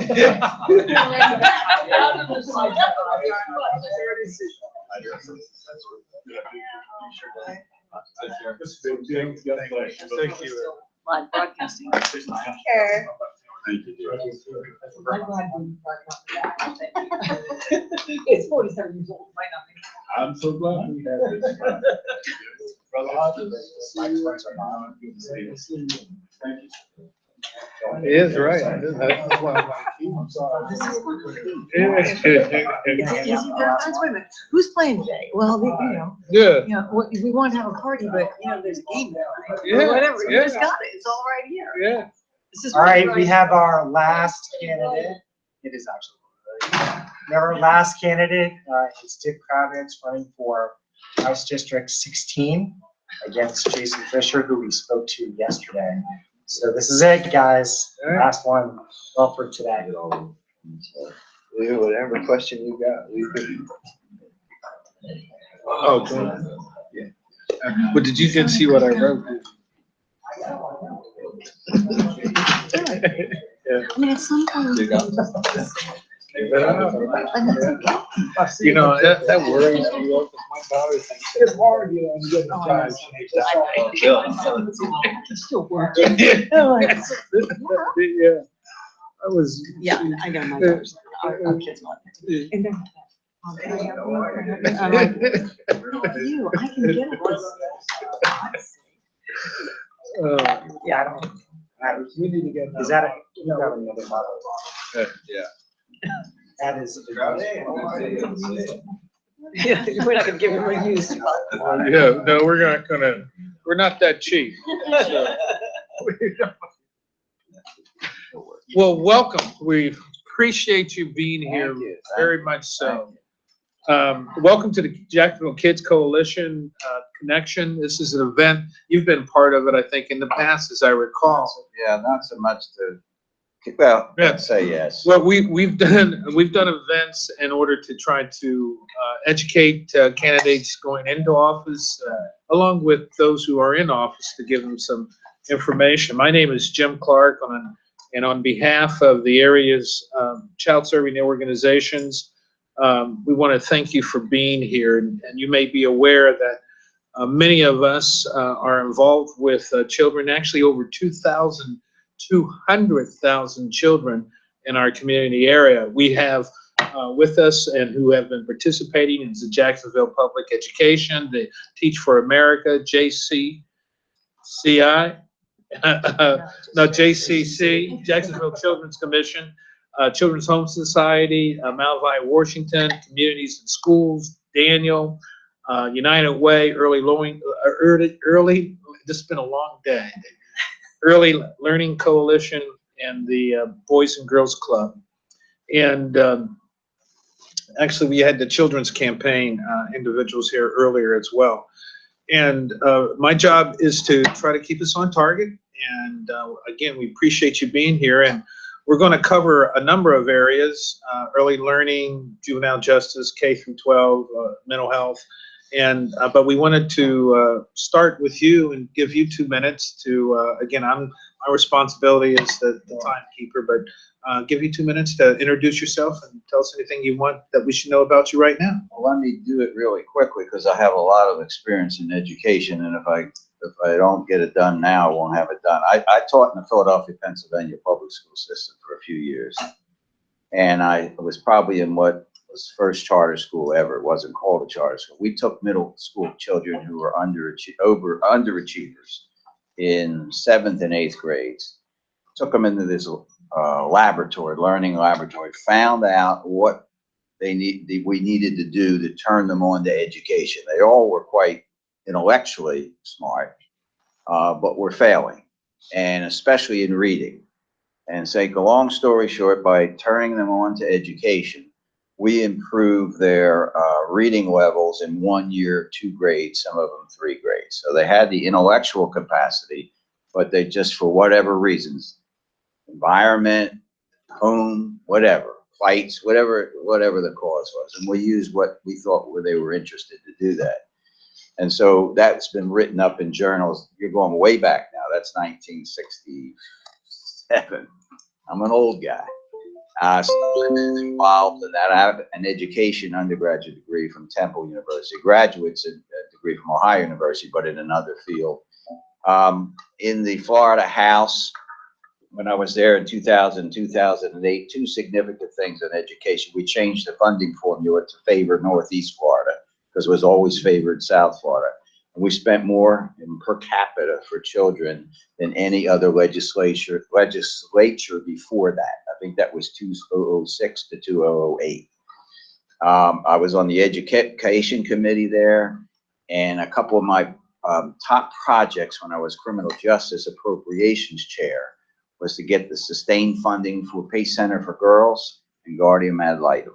And I don't know if Mary's here, but Mary Marks will tell you how much I helped her in that because I believed in that project and still do. That's just a little brief. So I'm not new to education. My wife's retired after 20-some years in the Duval County public school system. She taught honors English, Terry Parker, and at I always forget the school. It's always the highest honor. Stan. She taught at Stanford for a number of years. Well, thank you. We're going to begin to cover our topics, and are you a Buckeye? No, No, he's a Bobcat. Bobcats. Bobcat. You must have gone there. There you go. You said Ohio, so they have. I know. Everybody Athens. thinks of that. They think of Miami, Ohio. What's up? Ohio Bobcats. University is a beautiful campus. It is beautiful. My niece is going there on the scholarship. Oh, nice. Oh, she'll love it. They have a great Halloween party too. Susan, since Okay. you're talking, go ahead. Oh, nice to see you. So you know a little bit about the Early Learning Coalition because you've been to our office and spoke to our child care providers. The early learning system in Florida, and I think that you're aware of this, it's comprised of about 5,000 or more child care providers. They're nonprofit, religious exempt, for-profit, and then the public schools and the private schools also have early learning programs. So all that money that comes from the state and federal government is administered through the 30 early learning coalitions, and we're one. And the state spends about $1 billion on the two major programs, which is financial assistance for low-income families and VPK, which you know about is the pre-K program, free for all 4-year-olds. So we haven't been getting very many good increases in early learning funding. So we want to ask you, would you support and your stance on early learning in general and on the fact that we need more money? Sure. Would you support that? Sure. What about the need to improve the standards for the providers who offer the program to our low income and our VPK families? Well, there's a lot of things that, candidates will come up and say, yes, I'll do that. I'm not that familiar with all the details, but being the chairman of an appropriations committee at one time, there'll be a time and place that you look at this and you weigh it with other things, but at least I will tell you that that's a major priority of mine is education. I've seen many, many millions of dollars wasted, pay back to lobbyists, whatever. That's what got me upset on the Pace Center for Girls. They wouldn't give me the money on a good program like that, but they gave it to some guy for a private airport disguised as a municipal airport. And I'll have to remind you of that. So I'm always open. Education's a priority. So if I get in a position, even not in a position, but on a committee with education, absolutely, sure. If I could just clarify it and expand on that question a little bit. We hear a lot about record amounts of spending in the K-12 arena, record per pupil spending. Specifically in the early learning portion of the budget, we haven't really kept pace with K-12. Last year, we got about 1.5% increase overall, which doesn't even keep pace with inflation. And over the past 2 or 3 years, the VPK per pupil reimbursement rate has remained stagnant. Do you believe that we should be keeping funding for early learning on pace with our funding for K-12 or even higher ed, which is now, a major focus of the income? Well, sure, but let me throw the ball back to you. And probably I don't think any other candidates told you that. I'm trying to help. You need to get a better lobbyist, what you need, because that's what it's all about. I hope it's not you. No, I mean, but that's what it's all about. I'm telling you right now, it's priorities. Because another former legislator actually said the same thing to us. And I really wanted to say something back to that. We're not talking about a special carve-out program or anything like that. Right. The state has mandated through a voter mandate that early learning is something that the state should prioritize. Right. So, I would say, yes, we could probably do a better job advocating for early learning, but the state voters have already said that it should be a priority for the state to spend money on, and therefore it's the responsibility of the legislature properly funded. It's also the responsibility of the administration to put that in their budget. And then, you know, we all used to say on the city council, the administration proposes and the council disposes. It's the same thing. If the executive branch doesn't put it in as a priority, it's a very tough sell. And so you need, that's the first thing, is that the governor and his education people say this is a priority. Then they come down to the people in that education appropriations committee and say, we want this passed. This is what we want. It's all working together. So, I mean, I'm just telling you what I've experienced in 8 years there and 12 years on the city council. It's not what's always the best. It's the thing that's well presented and well sold. Because we get a lot of bad programs that go through because certain people push them. But I'm telling you again, if it's education and it's a good program, and I'm always open to listen to programs, that's always a priority and have been of mine. That's why I told you way back, worked in a school that had tremendous success with kids, low income. Most of the kids were Puerto Rican or black, and about 20% white, but with a lot of challenges. Now they weren't pre-K or K, but they were middle school, but it's the same thing. We have to work with these kids to make them responsible. And a lot of them had the intellectual capacity. What a waste not to maximize it. So I'm with you. I'm with you. Just get me in and then we'll get together. Well, just I guess from pre-K to through K to 12 is Deidre's area. Yes, I'm Deirdre Connor with the Jacksonville Public Education Fund. That's it. You know, we wanted to talk with you. Of course, you're very familiar with the fact that public education is a huge issue in the legislature every year. And I'm wondering if you could tell us a little bit about your priorities for K-12 education in the upcoming session. And then also more broadly, what are some of the biggest issues you think are facing public schools today? Well, I don't know what your priorities are. I want to see a good educational system. I don't believe in over testing. I'm really not a big testing person. I believe you take a child from where they are here and get them to here. That's what you do. I don't believe in all the standards, and I do not believe in Common Core curriculum. I believe in reaching a benchmark that we locally set the way to reach that, not have somebody from New York or Kansas or Washington come down here and say, this is the way we do it to reach that. I like the idea of setting higher standards, but we ought to be the ones that set the curriculum to reach that goal, not let somebody else set the curriculum. Other than that, I'm just very open-minded. I don't have any particular, plans, or I don't see any particular problems, except we always have to keep in mind that you can't do this without funding, and you can't do it without good teachers. You can have the greatest program in the world if you don't get good teachers, and our teachers are underpaid. We are competing with every other school system. You take a person out of the University of Florida as an example, and you put them into an urban setting, and it's very difficult, and with the low pay, and the way it's set up to scale now, a teacher doesn't really start to make any money until their last few years of teaching. And so by that time, you've lost a lot of teachers. I know in my wife's class, in a sense, teachers, they're all retiring. They've had enough of it. And I'll tell you, unless you have ever stood in a high school, not suburban, urban high school, with 40 kids in that room looking at you, with 20 or 25% asleep, another 10% being disruptive, maybe they worked late at the McDonald's, maybe they didn't do their homework, whatever the reasons, that is tough to teach. And do we ever ask teachers about our school system? We ask the administrators and people who have never taught. They supposedly think they know everything about education, and I don't buy that.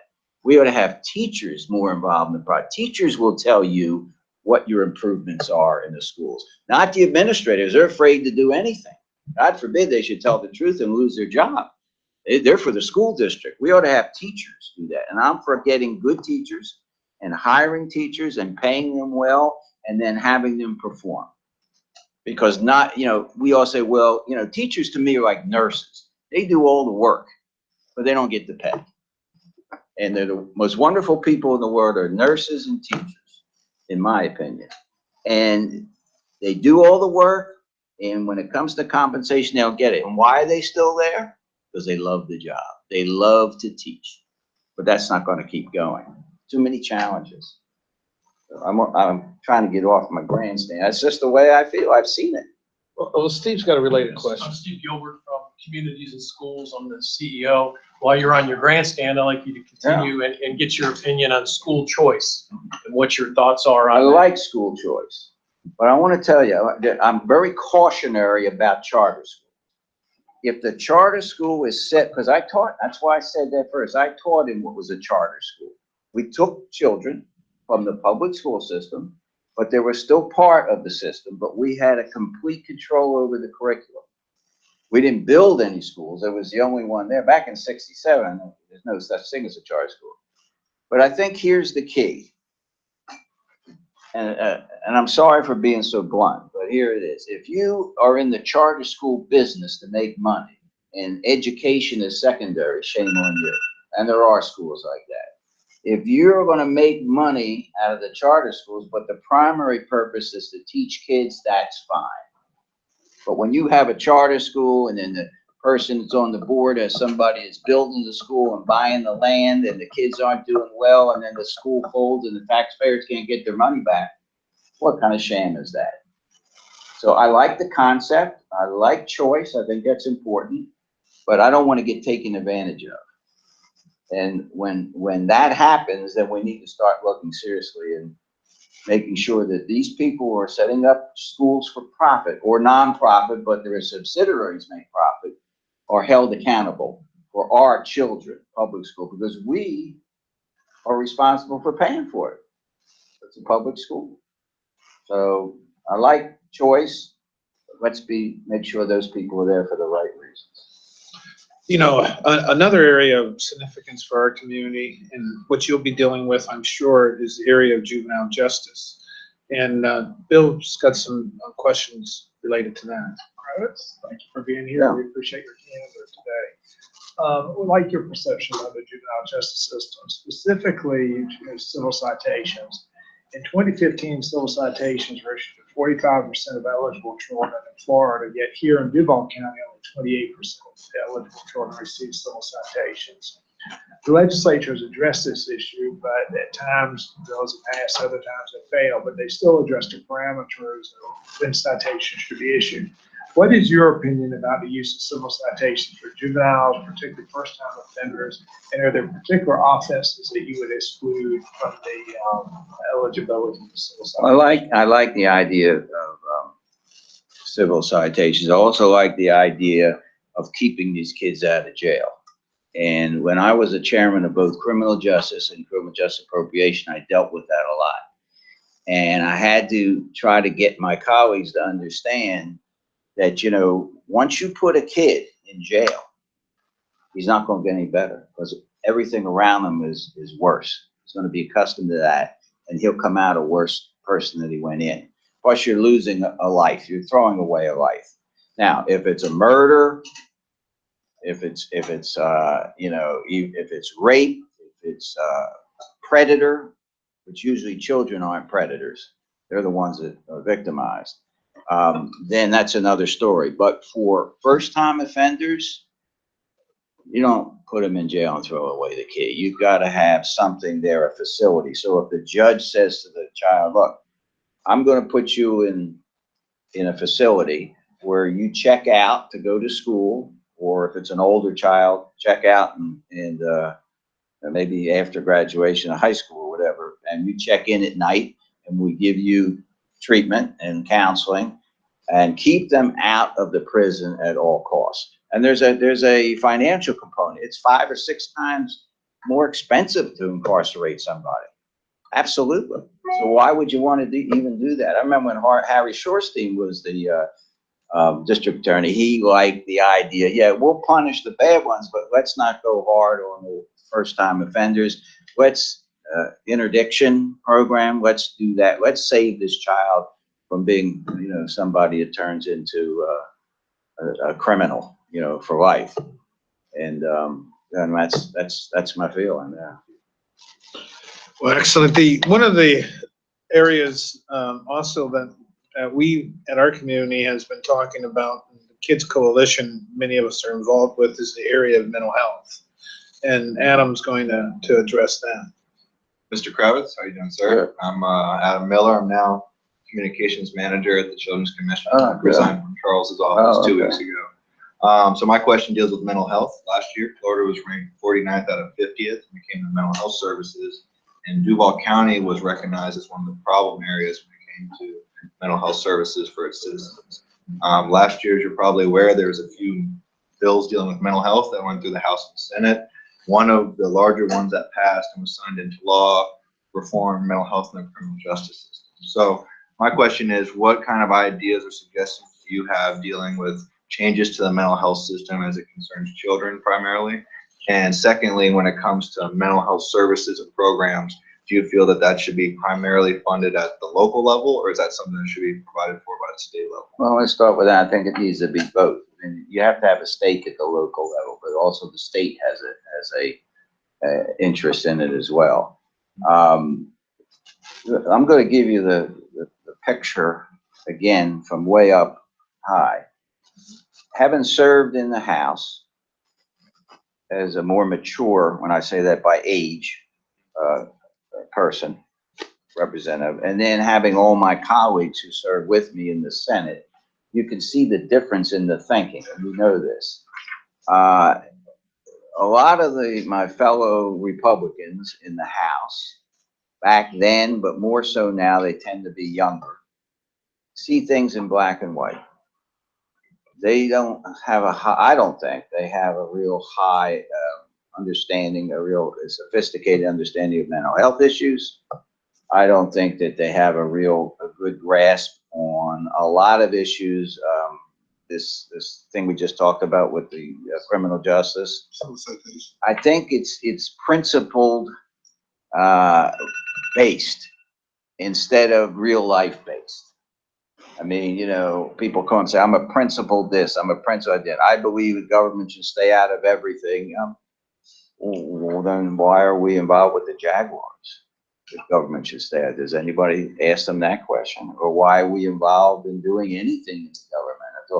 I thought the government should be involved in the welfare of its citizens in some way. So I think, and I'm making the case for myself and going back, we need a little maturity. We need people back there who have gone through life cycle, who understand what's going on, have been there before. Since term limits has knocked a lot of them out.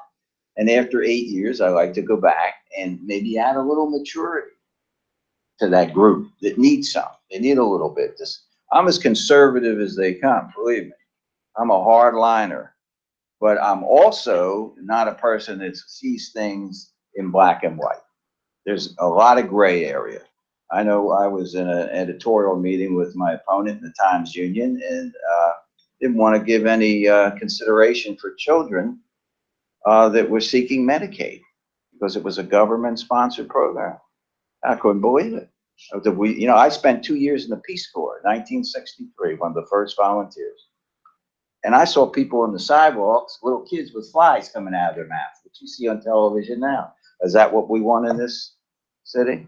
Is that so we should turn, even though Medicaid is a bad system, we should turn kids down for Medicaid? Is it their fault?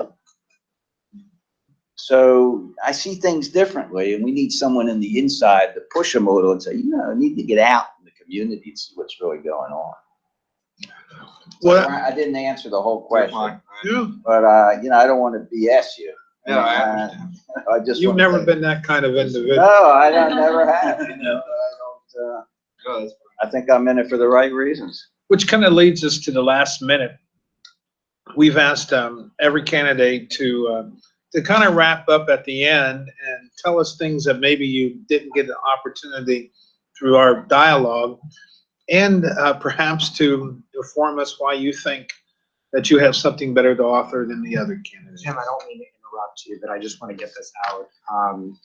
The members, the JKC organizations represented at this table represent a deep breadth and depth of knowledge about the issues facing our area's children. We just want to make sure that you know that the hand is extended and that we are here to be a resource to you. Absolutely. During your election, and if you are successful and you assume office, we'd very much like to be a partner Sure. with you as you face the children. Oh, absolutely. Issues that are children. No, I understand that. I don't mean to interrupt, but I just want to make sure that you knew that we were here to be a resource. Many of the candidates had asked, well, how do I go about reaching y'all to secure that expert information? And Jason's indicated that he'll put something together that will allow candidates who so desire to either to find out some of that information. And so we do appreciate you being here, and I'd like to give you your final minute. All right, let me do that. And then at the end, I want to ask you something to piggyback on that. Let me say this. You can look up my record. Very strong Republican values, very strong on less taxation, less government. But I'm also a victims' rights advocate, and a lot of them are children. I am the sponsor of the Jessica Lunsford Act. Remember poor little Jessica? Raped and buried alive? That's the one O'Reilly got Jesse's Law. I am a prime co-sponsor of that bill. Also, I'm going to tell you a story, because there's 6 bills you get as a rep. I hold 3 for constituents. See, a lot of times I don't get the backing of big business because they want you to go in and do their bills. With the elections I've won, I've not raised the most money.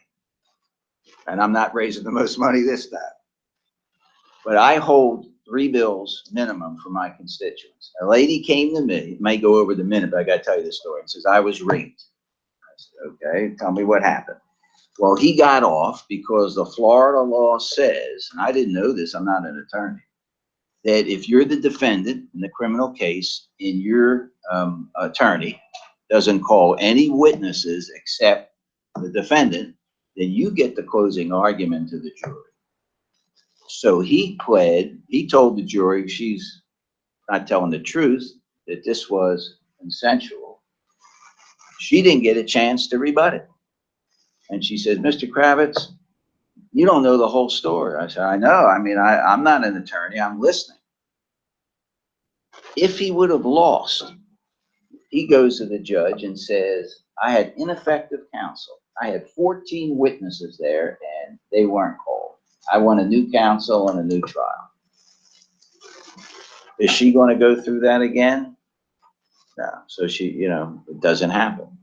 So I looked at the laws. I always thought, because I watched too much, television on these dramas, that the prosecution has the burden of proof. Oh, we must in America always get the closing argument. Not in Florida, not for 150 years. 46 states, the District of Columbia, and the feds all have it that way.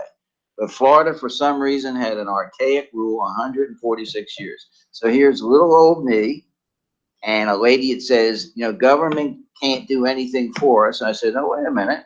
I'm going to try. 2 years, and the best lawyer that I could find in the Florida House, David Simmons, who's now a senator, sharp as a tack.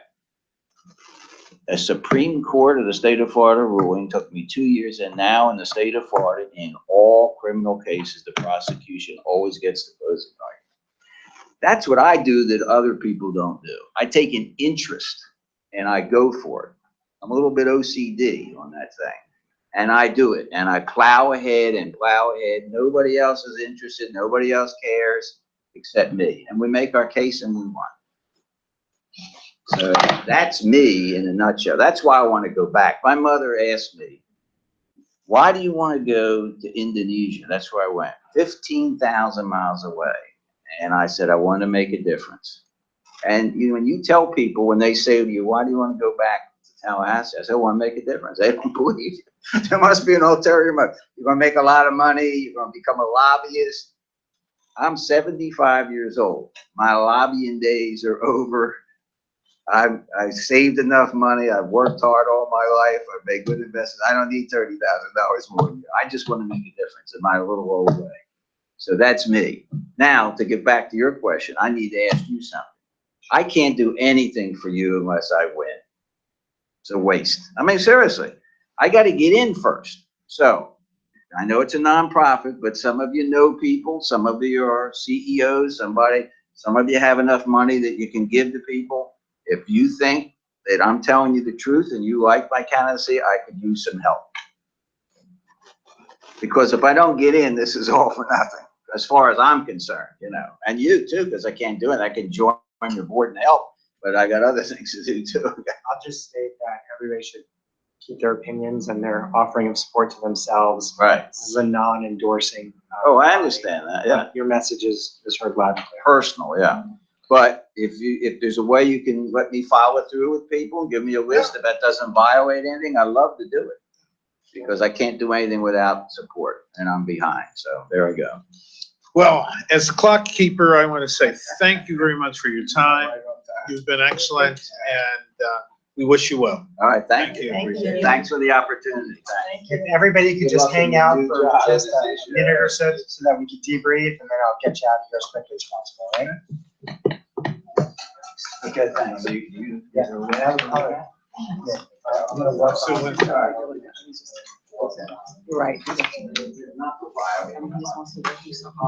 When he told me he was in the Peace Corps, Yeah. you got me. And they're going to Indonesia. I mean, That's true about that woman too. She's one of, I met her. Yeah. One of the constituents I've always come. And he Well, he did, made a and difference. he made it happen. That's unbelievable. Yeah. Most reps would say, go to jail. So, you know, don't tell me what happened. Yeah. I don't want to be involved. You have. No, I thought he did a good job.